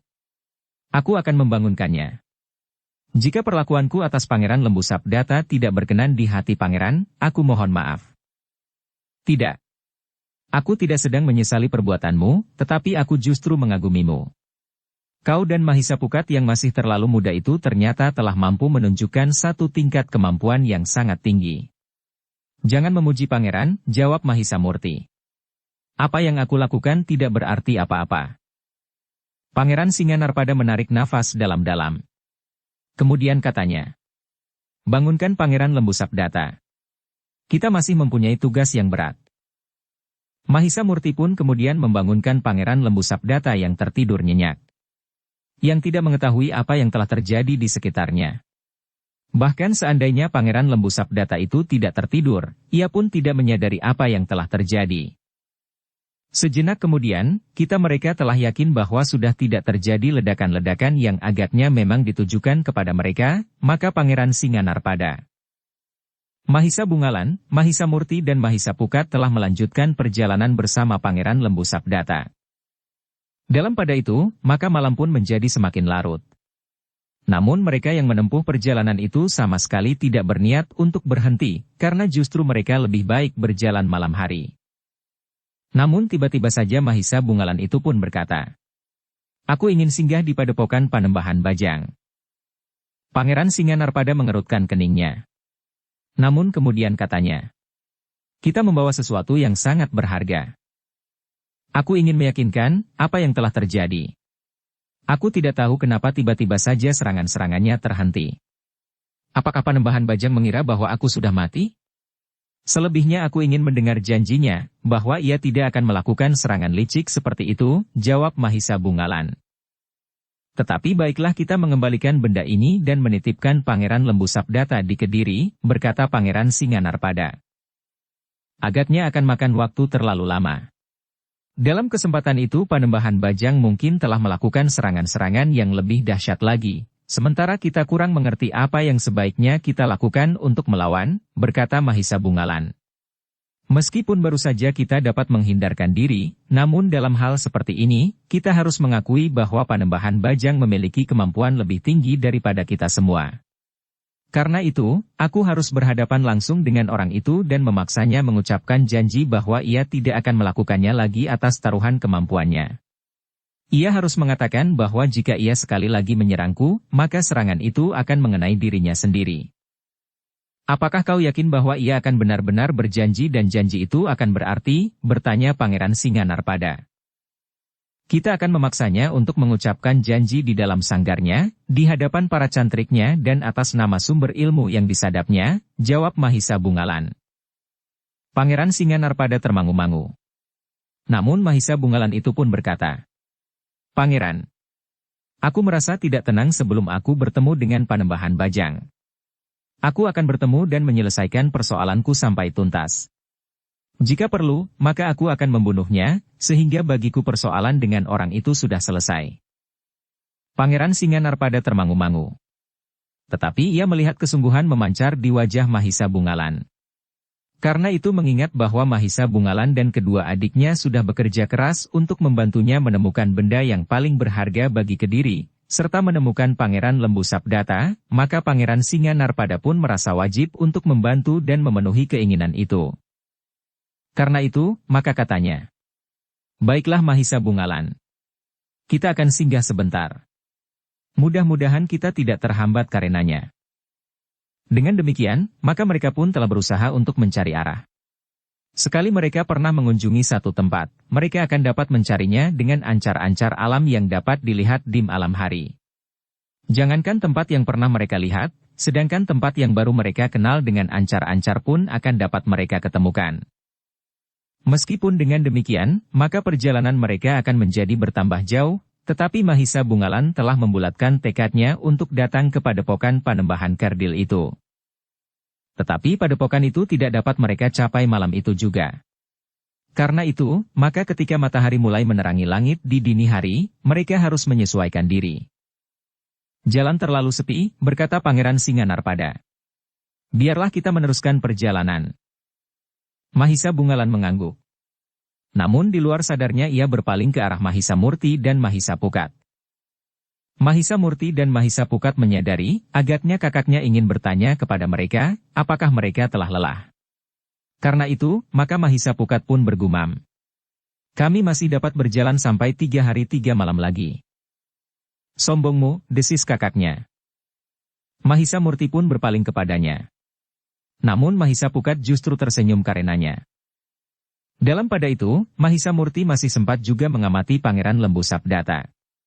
Namun agaknya Pangeran Lembu Sabdata sama sekali tidak menghiraukan apa yang sedang dilakukannya. Ia berjalan saja seakan-akan tanpa jiwa. Namun sama sekali tidak terbayang keletihan pada langkahnya atau pada bayangan di wajahnya. Ia berjalan saja seperti tidak melakukan apa-apa. Dengan demikian, maka meskipun matahari kemudian terbit, mereka masih tetap berjalan. Mereka telah menyempatkan diri untuk membersihkan wajah mereka dan membenahi pakaian mereka, sementara mahkota yang dibawa oleh Pangeran Lembu Sabdata telah dibungkus sedemikian rupa sehingga tidak menarik perhatian, seolah-olah yang dibawa bungkusan barang yang tidak berharga sebagaimana sering dibawa oleh para perantau. Ternyata bahwa ketahanan tubuh mereka sangat tinggi.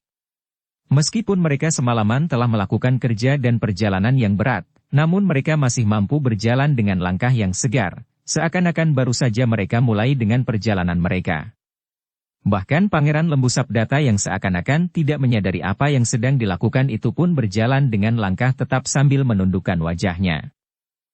Di siang hari mereka berhenti sejenak untuk melepaskan haus dan membeli makanan serta bakal di perjalanan. Kadang-kadang mereka memang jemu untuk saling berbicara, tetapi tidak ingin membiarkan mulut mereka berhenti bergerak. Karena itu, maka Mahisa Pukat telah membeli makanan yang dapat dipergunakan untuk mengusir kejemuan di perjalanan jika mereka letih berbicara. Ternyata bahwa mereka benar-benar tidak mengenal letih. Mereka berjalan terus sampai akhirnya menjelang senja mereka telah mendekati padepokan Panembahan Bajang.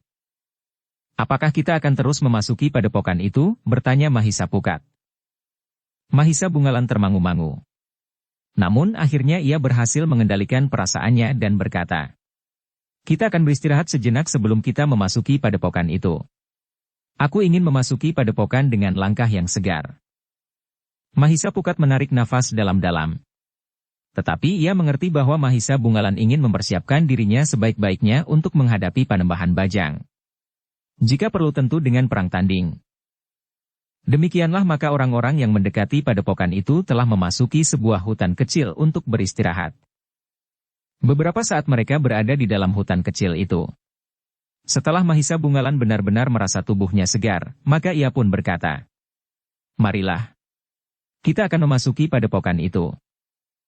Mahisa Murti dan Mahisa Pukat pun kemudian mempersiapkan diri. Sementara Pangeran Singanarpada tidak mempunyai rencana lain dari memberikan kesempatan kepada Mahisa Bungalan untuk menyelesaikan persoalannya yang tersisa dengan Panembahan Bajang. Karena itu, maka mereka pun telah meneruskan perjalanan mereka langsung menuju ke padepokan yang sudah ada di depan hidung mereka meskipun malam telah turun. Dengan langkah tetap Mahisa Bungalan berjalan di paling depan ketika mereka memasuki regol. Tetapi langkah mereka tertegun ketika mereka melihat kesibukan di padepokan itu. Dengan ragu-ragu mereka perlahan-lahan melangkah setapak demi setapak di halaman padepokan.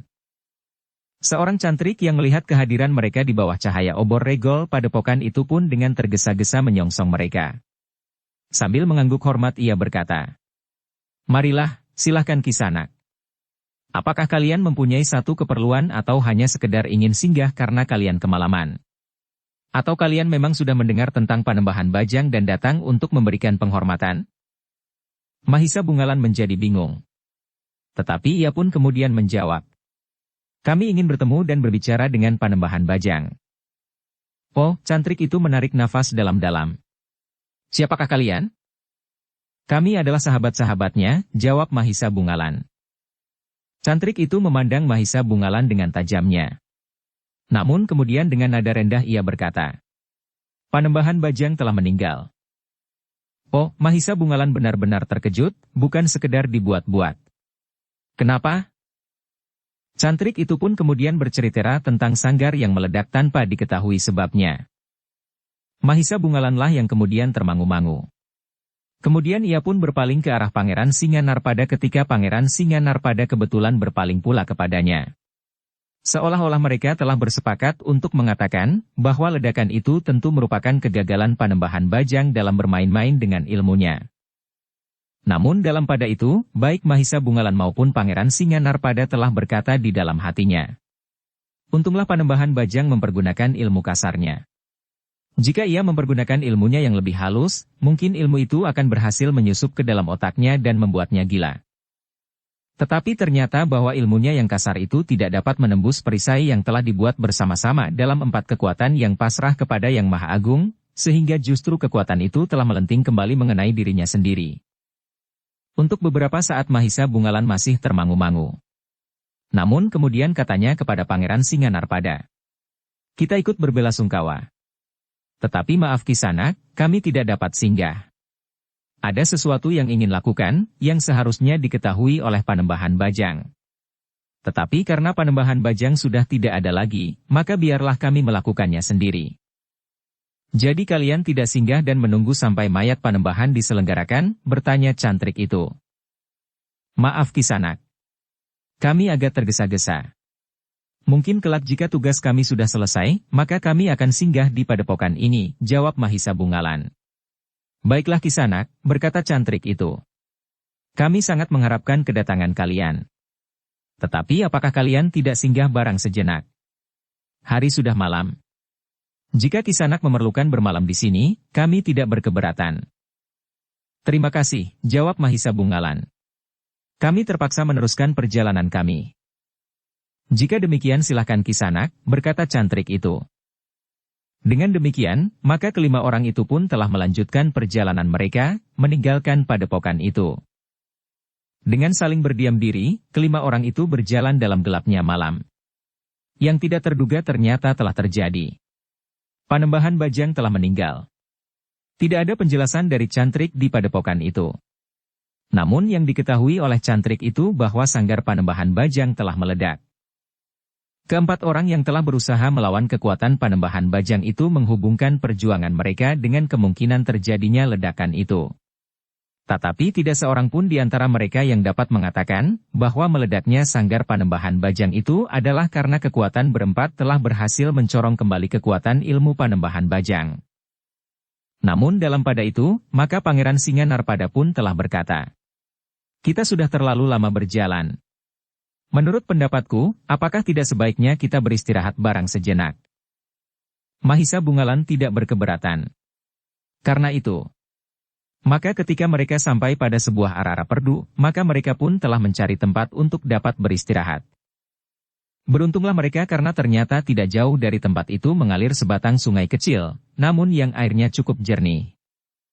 Sementara itu, di padepokan Panembahan Bajang para cantrik dengan wajah yang murung telah menjadi sibuk. Tidak ada di antara mereka yang tahu pasti apa yang telah terjadi. Namun pemimpin padepokan mereka, yang mereka anggap sebagai seorang yang baik, telah pergi meninggalkan mereka. Namun dalam pada itu, selagi para cantrik merasa kehilangan pegangan, seseorang telah memasuki halaman padepokan itu. Dengan langkah yang sangat cepat, orang itu bagaikan tidak menyentuh tanah. Seorang cantrik dengan tergesa-gesa telah mendekati orang yang datang itu.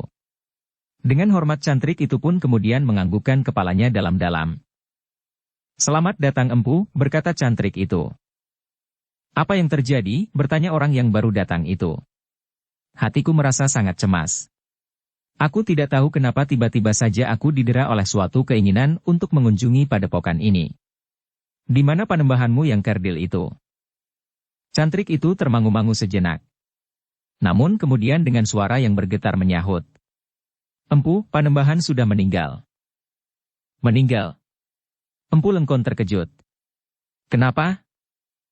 Cantrik itu pun kemudian menceritakan apa yang telah terjadi dengan Panembahan Bajang, sehingga akhirnya ia pun meninggal. Empu Lengkon menjadi tegang.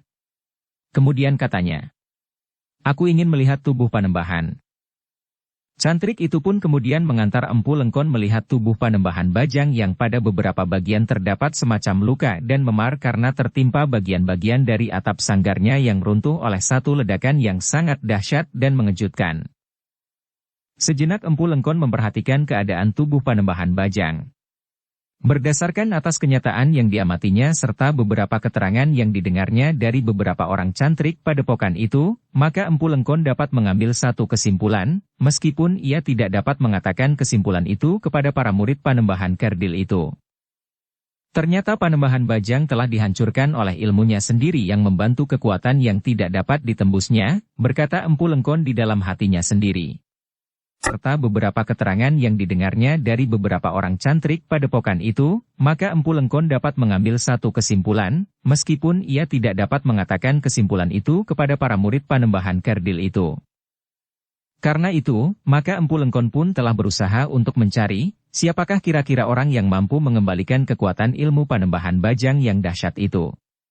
Meskipun Empu Lengkon sendiri tidak pernah merasa takut kepada kekuatan ilmu Panembahan Bajang, namun menurut penilaiannya, kemampuan ilmu Panembahan Bajang adalah sangat menggegirisi. Karena itu, jika ada orang yang mampu melawannya dan bahkan melontarkan kembali sehingga membunuhnya, tentu orang itu memiliki kemampuan yang tidak dapat dijajagi.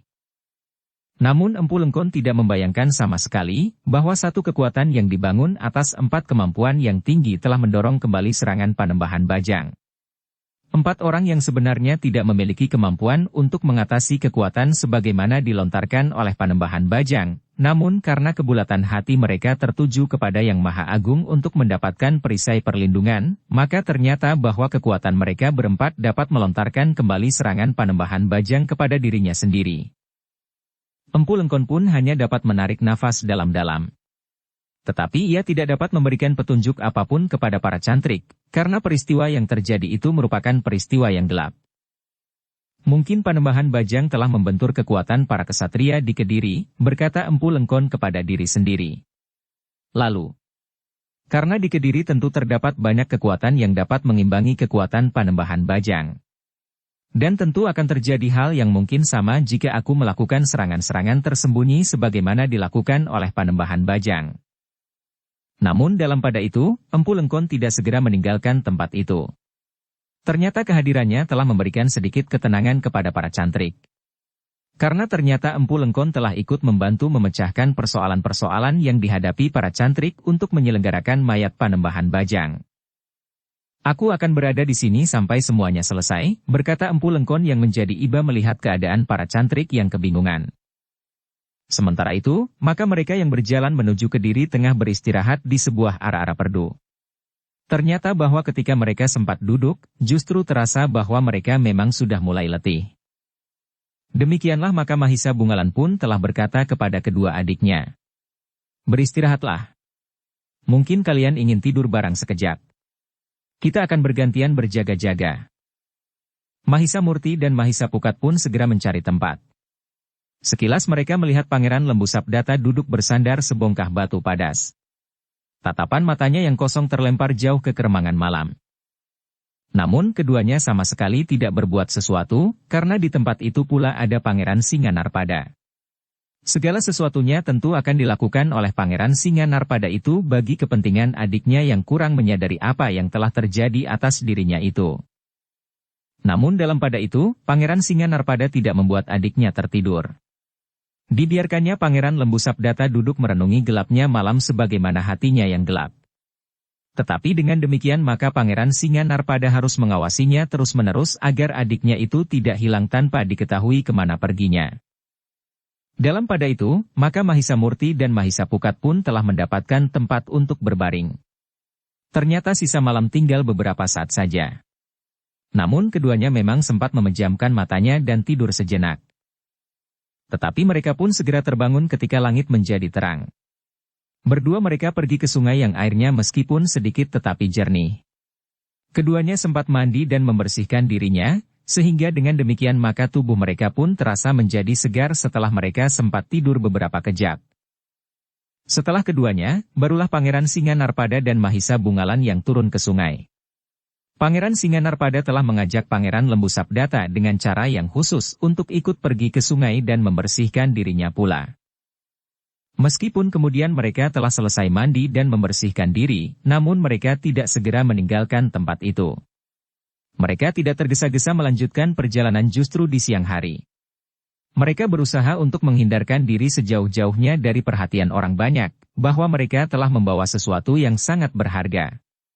Apalagi sikap Pangeran Lembu Sabdata yang tentu menumbuhkan beberapa pertanyaan dan kemudian menarik perhatian orang yang melihatnya. Karena itu, maka sebagaimana mereka rencanakan sebelumnya, bahwa mereka akan lebih banyak berada di jalan-jalan justru di malam hari. Jadi kita akan berada di tempat ini sampai senja, bertanya Mahisa Pukat. Seharusnya memang demikian, jawab Mahisa Bungalan. Tetapi kita akan melihat suasana. Mungkin kita akan berangkat lebih cepat. Lalu apa yang akan kita kerjakan selama kita menunggu matahari turun? Berbaring, tidur lagi atau apa, desak Mahisa Pukat. Mahisa Bungalan menyadari bahwa kedua adiknya akan menjadi jemu menunggu tanpa berbuat apa-apa. Karena itu, maka katanya. Nah, jika demikian apa yang sebaiknya kalian lakukan? Mungkin mencari ikan di sungai kecil itu dengan membendungnya atau apa? Mahisa Murtilah yang menjawab. Aku barangkali Mahisa Pukat akan melihat-lihat lingkungan di luar hutan perdu ini. Mahisa Bungalan menarik nafas dalam-dalam. Namun katanya. Kami berada di tempat ini untuk menghindarkan diri dari persoalan-persoalan yang dapat timbul. Karena itu, maka sebaiknya kalian pun tidak keluar dari area perdu ini. Kami tidak akan berbuat apa-apa, jawab Mahisa Murti. Hanya sekedar melupakan kejemuan. Seandainya ada pasar atau kedai atau orang-orang yang berjualan, maka kami memang ingin membeli makanan. Mahisa Bungalan memang tidak akan membiarkan keduanya menjadi sangat gelisah karena mereka harus menunggu tanpa berbuat apa-apa. Karena itu, maka Mahisa Bungalan itu pun kemudian bertanya kepada Pangeran Singanarpada. Bagaimana menurut pertimbangan Pangeran? Biarlah mereka pergi. Agaknya mereka benar-benar telah dewasa dalam sikap dan tingkah laku, bukan saja ilmunya. Karena itu, kami percaya bahwa mereka akan dapat menempatkan diri sebaik-baiknya, dan tidak akan berbuat sesuatu yang dapat merugikan perjalanan kita, jawab Pangeran Singanarpada. Mahisa Bungalan mengangguk-angguk. Lalu katanya, baiklah. Pangeran Singanarpada pun tidak berkeberatan. Tetapi hati-hatilah. Mahisa Murti mengangguk kecil. Sementara itu, bersama Mahisa Pukat keduanya telah meninggalkan hutan perdu itu turun ke sebuah jalan kecil yang menuju ke sebuah padukuhan. Mudah-mudahan kita menemukan pasar, berkata Mahisa Pukat. Untuk apa? Bertanya Mahisa Murti. Rasa-rasanya aku ingin makan sesuatu yang lain dari yang selalu kita makan selama ini, berkata Mahisa Pukat. Ah, kau, desis Mahisa Murti. Apakah yang kita makan selama ini kurang baik? Jangan berpura-pura. Jika kita menemukan jenis makanan yang sudah lama tidak kita jumpai, maka kau menyadarinya, jawab Mahisa Pukat. Mahisa Murti tertawa. Tetapi ia tidak membantah. Agaknya benar juga bahwa mereka menjadi jenuh dengan makanan yang seadanya dan minum dengan meneguk air dari belik. Sebenarnya lah, akhirnya keduanya telah menemukan sebuah pasar yang meskipun tidak begitu besar, tetapi di dalamnya terdapat beberapa buah kedai makanan. Nah, berkata Mahisa Pukat. Kita dapat memilih. Jika kita sudah kenyang, maka kita akan dapat membeli untuk Kakang Mahisa Bungalan dan Pangeran Singanarpada. Mahisa Murti tidak menjawab, namun ia pun telah menuju ke sebuah pintu kedai yang terbesar di antara kedai yang ada di warung itu. Ketika mereka kemudian duduk, maka di dalam kedai itu telah lebih dahulu duduk beberapa orang yang sedang menikmati minuman panas dan makanan. Tidak ada orang yang memperhatikan kedatangan kedua anak muda itu. Ketika mereka mendengar langkah mereka memasuki pintu kedai, mereka hanya sekedar berpaling. Kemudian perhatian mereka kembali kepada minuman dan makanan yang sudah tersedia. Mahisa Murti dan Mahisa Pukatlah telah memesan minuman dan makanan pula. Sejenak kemudian, maka mereka pun telah sibuk menikmatinya, sehingga karena itu, maka keduanya seperti orang-orang lain tidak menghiraukan ketika ada seorang lagi memasuki warung itu. Seorang yang bertubuh kecil kekurus-kurusan telah duduk tidak terlalu jauh dari Mahisa Murti dan Mahisa Pukat. Tongkatnya yang panjang pun kemudian disandarkannya pada dinding warung itu. Orang bertubuh kecil itu pun kemudian sebagaimana orang-orang lain juga memesan minuman dan makanan. Seolah-olah tanpa menghiraukan orang lain, maka orang itu pun kemudian minum dan makan dengan asyiknya. Tetapi sekali-sekali orang itu berusaha untuk dapat memandang Mahisa Murti dan Mahisa Pukat yang sama sekali tidak memperhatikannya. Bahkan agaknya orang itu kemudian menjadi sangat tertarik kepada kedua orang anak muda itu. Dalam pada itu, Mahisa Murti dan Mahisa Pukat masih sibuk dengan minuman dan makanan mereka. Karena itu, mereka sama sekali tidak tahu bahwa orang yang bertubuh kecil itu, perlahan-lahan tanpa dilihat oleh orang lain telah menyentuh tongkat panjangnya yang tersandar di dinding. Tiba-tiba saja tongkat panjangnya itu mulai bergeser dan roboh menimpa pundak Mahisa Pukat. Adalah di luar dugaan bahwa tongkat yang kecil itu terasa di pundak Mahisa Pukat bagaikan robohnya sebatang pohon kelapa.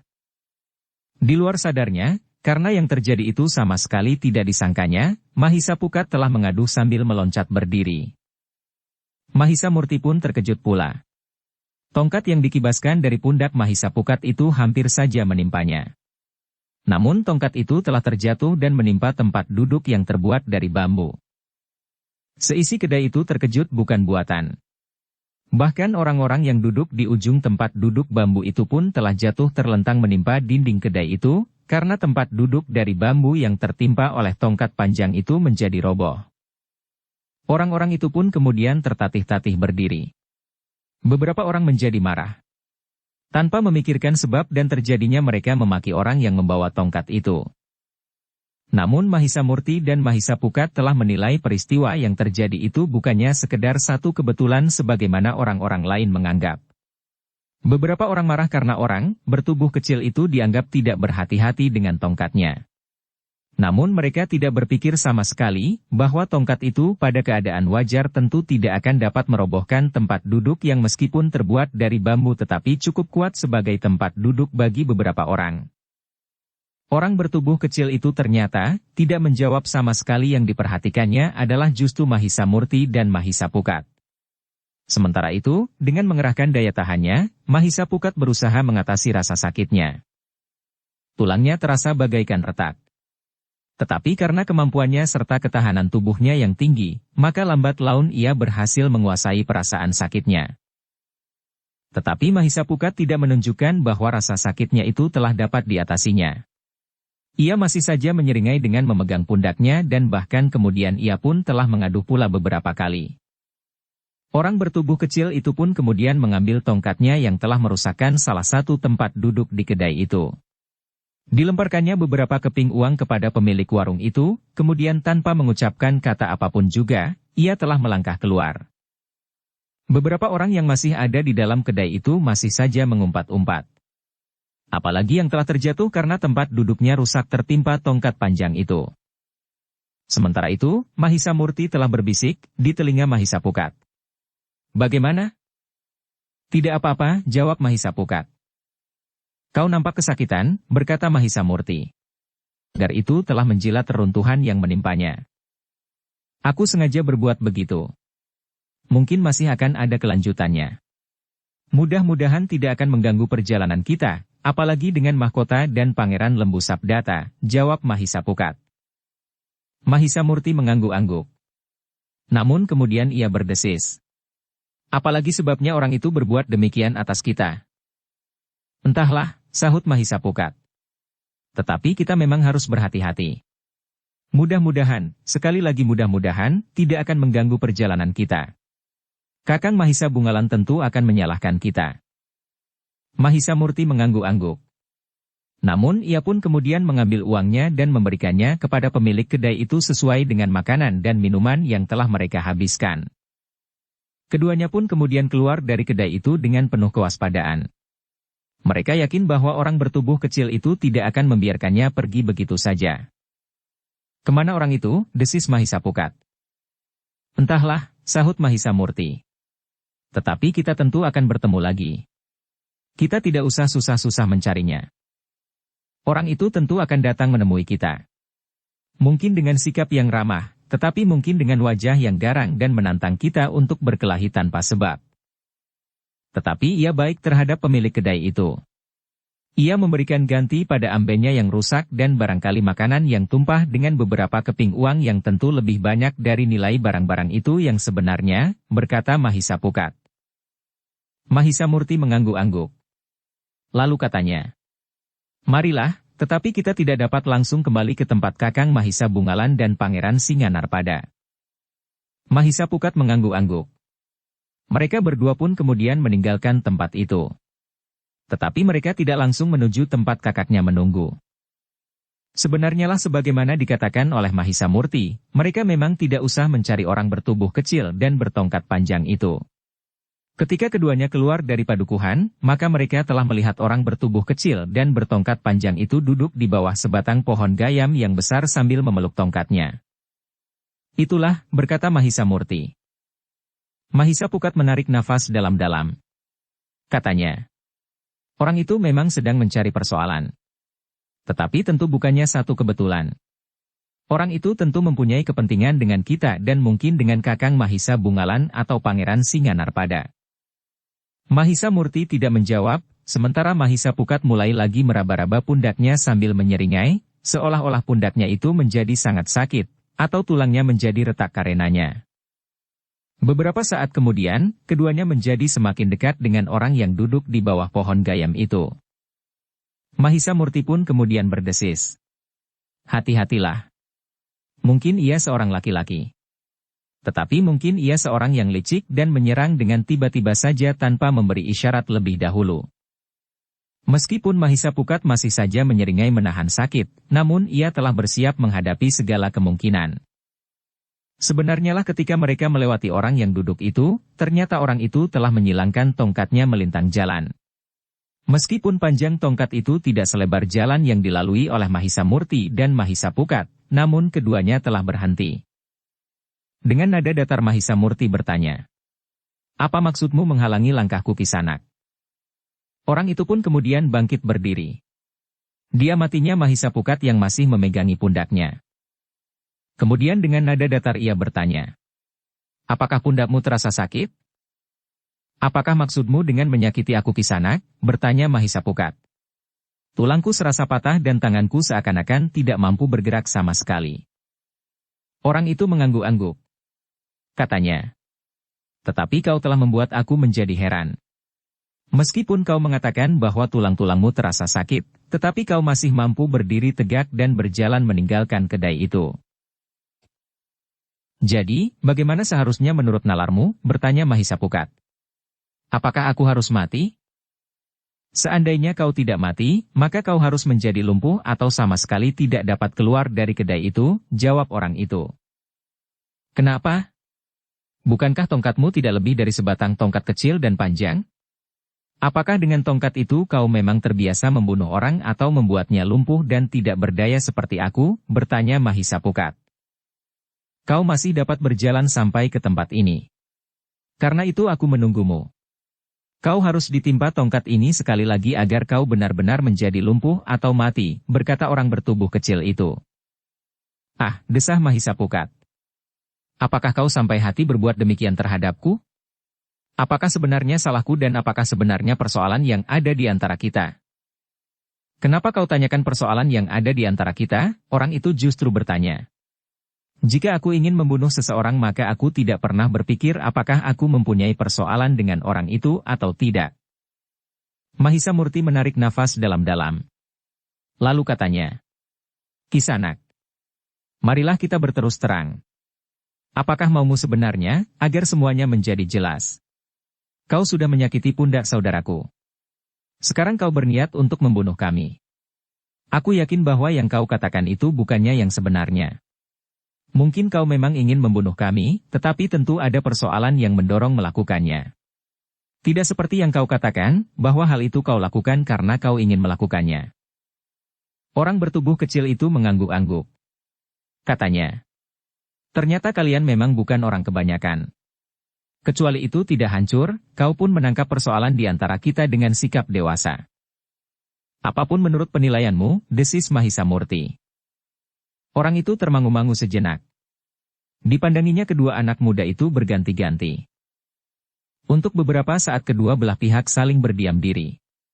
Seakan-akan kedua belah pihak sedang menjajaki kemungkinan yang ada di dalam diri mereka. Terutama orang bertubuh kecil itu.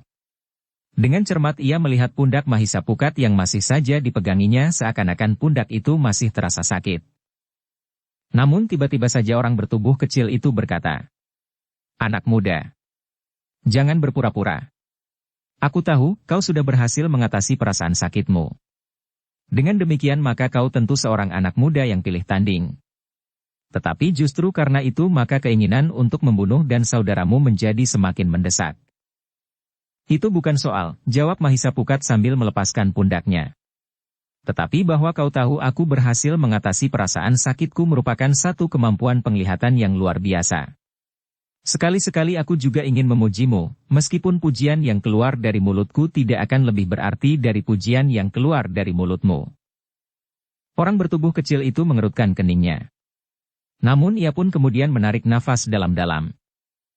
"Tepat," jawab Mahisa Murti. "Apalagi membunuh seseorang yang sombong dan terlalu yakin akan kemampuannya. Seseorang yang akan dibunuh, tetapi kemudian justru berhasil membunuh lawannya itu akan dapat memberikan kepuasan lebih besar daripada membunuh seseorang yang sekedar memberikan perlawanan pada saat ia akan dibunuh." Orang itu menggeram. Tetapi ia menahan gejolak di dalam hatinya. Bahkan dengan nada datar ia berkata, "Kalian benar-benar lepas dari dugaanku.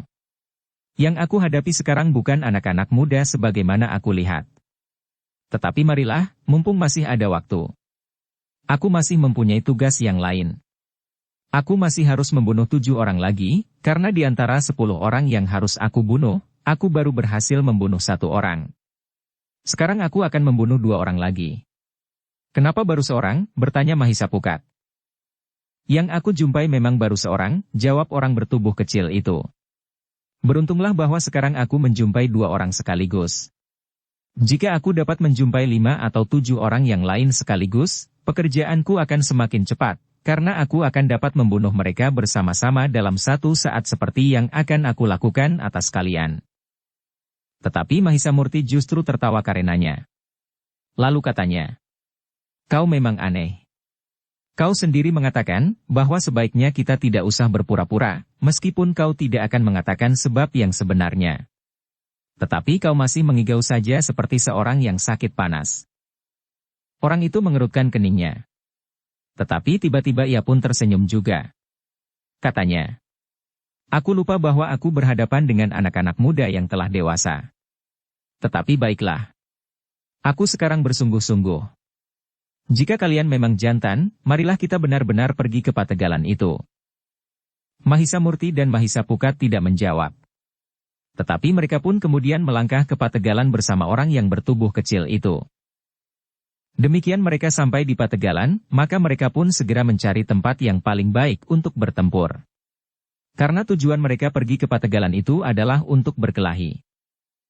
Di bawah sebatang pohon sukun mereka telah menemukan tempat yang lapang. Mereka tidak menghiraukan tanaman jagung muda yang tumbuh dengan suburnya. Hijau daunnya tidak melemahkan hasrat mereka yang ingin mengadu kemampuan ilmu mereka yang tinggi. Meskipun sebenarnya lah Mahisa Murti dan Mahisa Pukat hanya sekedar berusaha membela diri saja. Sejenak kemudian, maka orang-orang yang akan bertempur itu telah bersiap.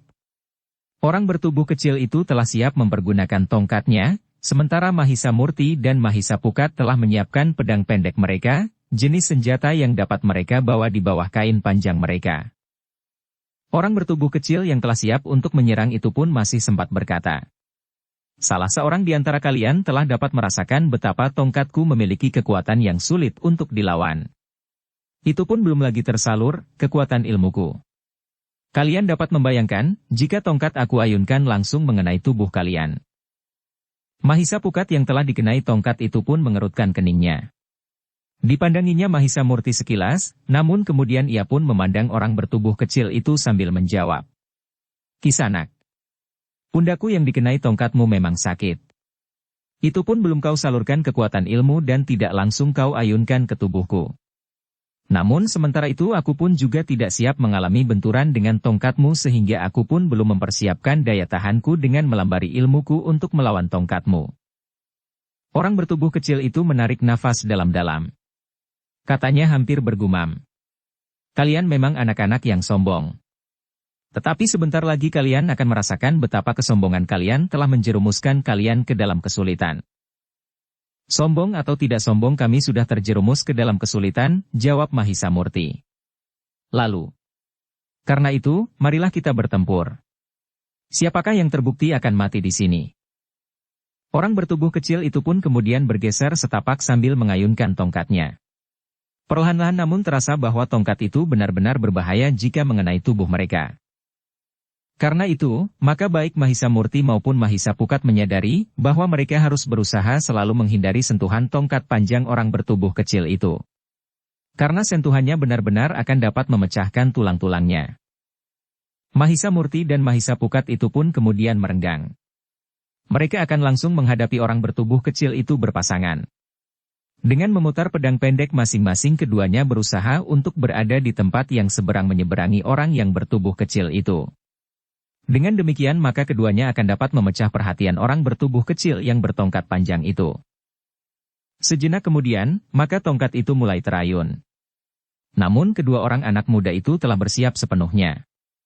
Mereka telah bertekad untuk menghindari benturan sejauh dapat mereka lakukan karena agaknya orang bertubuh kecil itu selain mampu mempergunakan tenaga-tenaga cadangannya sebaik-baiknya, ia pun memiliki kemampuan menyerap kekuatan dari alam sekelilingnya, sehingga dengan demikian, maka tongkatnya memiliki kekuatan yang luar biasa. Tetapi kedua orang anak muda itu pun telah dibekali dengan ilmu yang lengkap. Karena itu, baik Mahisa Murti maupun Mahisa Pukat sama sekali tidak menjadi gentar melihat sikap lawannya. Ketika tongkat panjang itu terayun menyambar tubuh Mahisa Murti namun yang dapat dihindarinya, maka terdengar desing yang tajam seakan-akan menusuk langsung ke pusat jantung kedua anak muda itu. Luar biasa, desis Mahisa Murti dan Mahisa Pukat hampir berbareng. Namun keduanya telah meloncat mempersiapkan diri menghadapi pertempuran yang lebih keras lagi melawan orang bertubuh kecil itu. Orang bertubuh kecil itu pun merasa heran melihat ketangkasan Mahisa Murti dan Mahisa Pukat. Kedua anak muda itu ternyata mampu bergerak cepat mengatasi kecepatan gerak tongkatnya. Namun demikian, orang bertubuh kecil itu masih mampu meningkatkan kecepatan geraknya. Tongkatnya berputar semakin cepat, sehingga Mahisa Murti dan Mahisa Pukat harus berloncatan semakin cepat pula. Bahkan karena tongkat itu rasa-rasanya selalu memburunya, maka pada satu saat, Mahisa Murti dan Mahisa Pukat telah berusaha untuk menjajaki kekuatan yang sebenarnya dari orang bertubuh kecil itu. Dengan hati-hati dan tidak langsung, Mahisa Murti dan Mahisa Pukat sekali-sekali telah membenturkan senjatanya. Namun ternyata bahwa kekuatan orang bertubuh kecil dengan ayunan tongkatnya itu bukannya tidak mungkin untuk terlawan. Dengan mengerahkan kekuatan cadangannya dan landasan ilmunya, maka kekuatan Mahisa Murti dan Mahisa Pukat pun menjadi berlipat, sehingga ketika terjadi benturan kecil, maka orang yang memutar tongkatnya itu pun merasa heran. Ketika tongkatnya membentur pedang pendek Mahisa Murti dan Mahisa Pukat, terasa olehnya bahwa kedua orang anak muda itu memiliki kemampuan yang gegirisi. Mana mungkin, berkata orang itu di dalam dirinya. Namun orang bertubuh kecil itu menghadapi satu kenyataan, bahwa Mahisa Murti dan Mahisa Pukat memiliki kekuatan yang sangat besar. Bukan kekuatan wajarnya, tetapi kekuatan ilmunya yang mendebarkan. Dengan demikian maka pertempuran antara bertubuh kecil itu melawan Mahisa Murti dan Mahisa Pukat menjadi semakin cepat. Benturan-benturan menjadi semakin sering terjadi. Ketika Mahisa Murti dan Mahisa Pukat menyadari bahwa kekuatan orang bertongkat itu tidak terlalu mengejutkan, maka mereka pun mulai semakin sering membenturkan senjatanya menangkis serangan lawannya. Mereka tidak lagi berloncatan dan diburu oleh ayunan tongkat panjang itu. Tetapi sekali-sekali mereka dengan tengadah telah memukul ayunan tongkat itu dengan lambaran ilmu mereka. Sementara itu, Mahisa Bungalan dan Pangeran Singanarpada mulai menjadi cemas. Mahisa Murti dan Mahisa Pukat ternyata terlalu lama pergi. Bahkan keduanya pun mulai menjadi cemas, bahwa telah terjadi sesuatu dengan kedua anak muda itu. Apakah aku harus mencarinya? Bertanya Mahisa Bungalan. Pangeran Singanarpada termangu-mangu. Namun kemudian katanya, Kita menunggu beberapa saat lagi. Jika mereka tidak segera kembali, maka memang sebaiknya kau mencarinya. Aku akan menunggui benda ini dan Adimas Lembu Sabdata akan aku paksa untuk tidur, agar pada saat-saat yang gawat tidak justru mengganggu. Mahisa Bungalan mengangguk-angguk. Ia masih berusaha menahan kegelisahannya. Karena itu, maka ia pun masih saja duduk bersandar sebatang pohon yang tidak terlalu besar. Namun tatapan matanya terlempar ke kejauhan, ke arah kedua adiknya meninggalkan tempat itu. Agaknya dari sana pula mereka akan datang, berkata Mahisa Bungalan di dalam hatinya. Karena tujuan mereka pergi ke Pategalan itu adalah untuk berkelahi. Namun dalam pada itu, Mahisa Murti dan Mahisa Pukat masih bertempur dengan sengitnya. Orang bertubuh kecil itu memutar tongkat panjangnya semakin cepat. Tetapi Mahisa Murti dan Mahisa Pukat yang telah mewarisi ilmu ayahnya justru menjadi semakin mapan, sehingga keduanya berhasil menempatkan diri mereka sebaik-baiknya. Keduanya bertempur berpasangan dalam hubungan yang semakin mantap. Saling mengisi dan kadang-kadang mampu membingungkan orang bertubuh kecil itu. Bukan main, terdengar orang bertubuh kecil itu berdesis. Namun ia harus bergerak lebih cepat agar ia tidak semakin terdesak oleh Mahisa Murti dan Mahisa Pukat. Dengan demikian maka pertempuran itu pun menjadi semakin sengit. Orang bertubuh kecil itu ternyata tidak membatasi kemampuan ilmunya pada ayunan tongkat panjangnya. Namun tiba-tiba saja telah terjadi serangan yang sangat mengejutkan bagi Mahisa Murti dan Mahisa Pukat. Dalam keadaan yang mulai terdesak, maka orang bertubuh kecil itu telah menunjukkan kemampuannya yang sangat tinggi. Ketika ia gagal menyentuh lawannya dengan tongkatnya yang sudah dijalari dengan ilmunya, maka ia mulai mempertimbangkan untuk mempergunakan ilmunya yang lebih tinggi. Sementara itu, ranting-ranting dan cabang-cabang pepohonan di Pategalan itu pun bagaikan ditebas oleh angin pusaran. Sentuhan tongkat panjang itu benar-benar telah merusakkan tanaman di Pategalan itu. Bukan saja tanaman-tanaman kecil, tetapi juga pepohonan yang tumbuh menaungi Pategalan itu serta pohon buah-buahan. Meskipun demikian, ayunan tongkat itu tidak dapat mematahkan ketahanan ilmu Mahisa Murti dan Mahisa Pukat. Dengan pedang pendeknya, keduanya mampu menahan kekuatan lawannya dengan benturan-benturan. Karena itu, maka dalam keadaan yang semakin terdesak, tiba-tiba saja orang itu telah mengacungkan tongkatnya tidak diayunkan, tetapi dari ujung tongkat itu seakan-akan lelah menyambar cahaya yang silau. Mahisa Murti yang menjadi sasaran pertama, tidak membiarkan dirinya disentuh oleh sesuatu yang tidak dikenalnya. Karena itu maka ia pun telah meloncat menghindar. Karena itu, maka cahaya yang silau itu tidak mengenainya. Ketika cahaya itu menyentuh sebongkah batu padas, maka batu itu seakan-akan telah meledak. Memang mendebarkan. Mahisa Murti dan Mahisa Pukat segera teringat akan serangan-serangan Panembahan Bajang. Tetapi meskipun serangan-serangan itu juga menimbulkan ledakan, namun berbeda karena serangan orang bertubuh kecil itu langsung dihadapinya. Serangan itu seakan-akan dilontarkan dari ujung tongkat panjang orang bertubuh kecil itu, meskipun tentu saja bukan karena tongkat panjang itulah yang dapat melontarkan serangan, tetapi kemampuan ilmu orang yang memilikinya. Dengan demikian, maka Mahisa Murti dan Mahisa Pukat harus berhati-hati. Keduanya tidak boleh lengah jika orang bertubuh kecil itu mulai mengacungkan tongkatnya. Bersambung ke bab 80. Dukung kami dengan subscribe, follow, like, komen dan share. Terima kasih.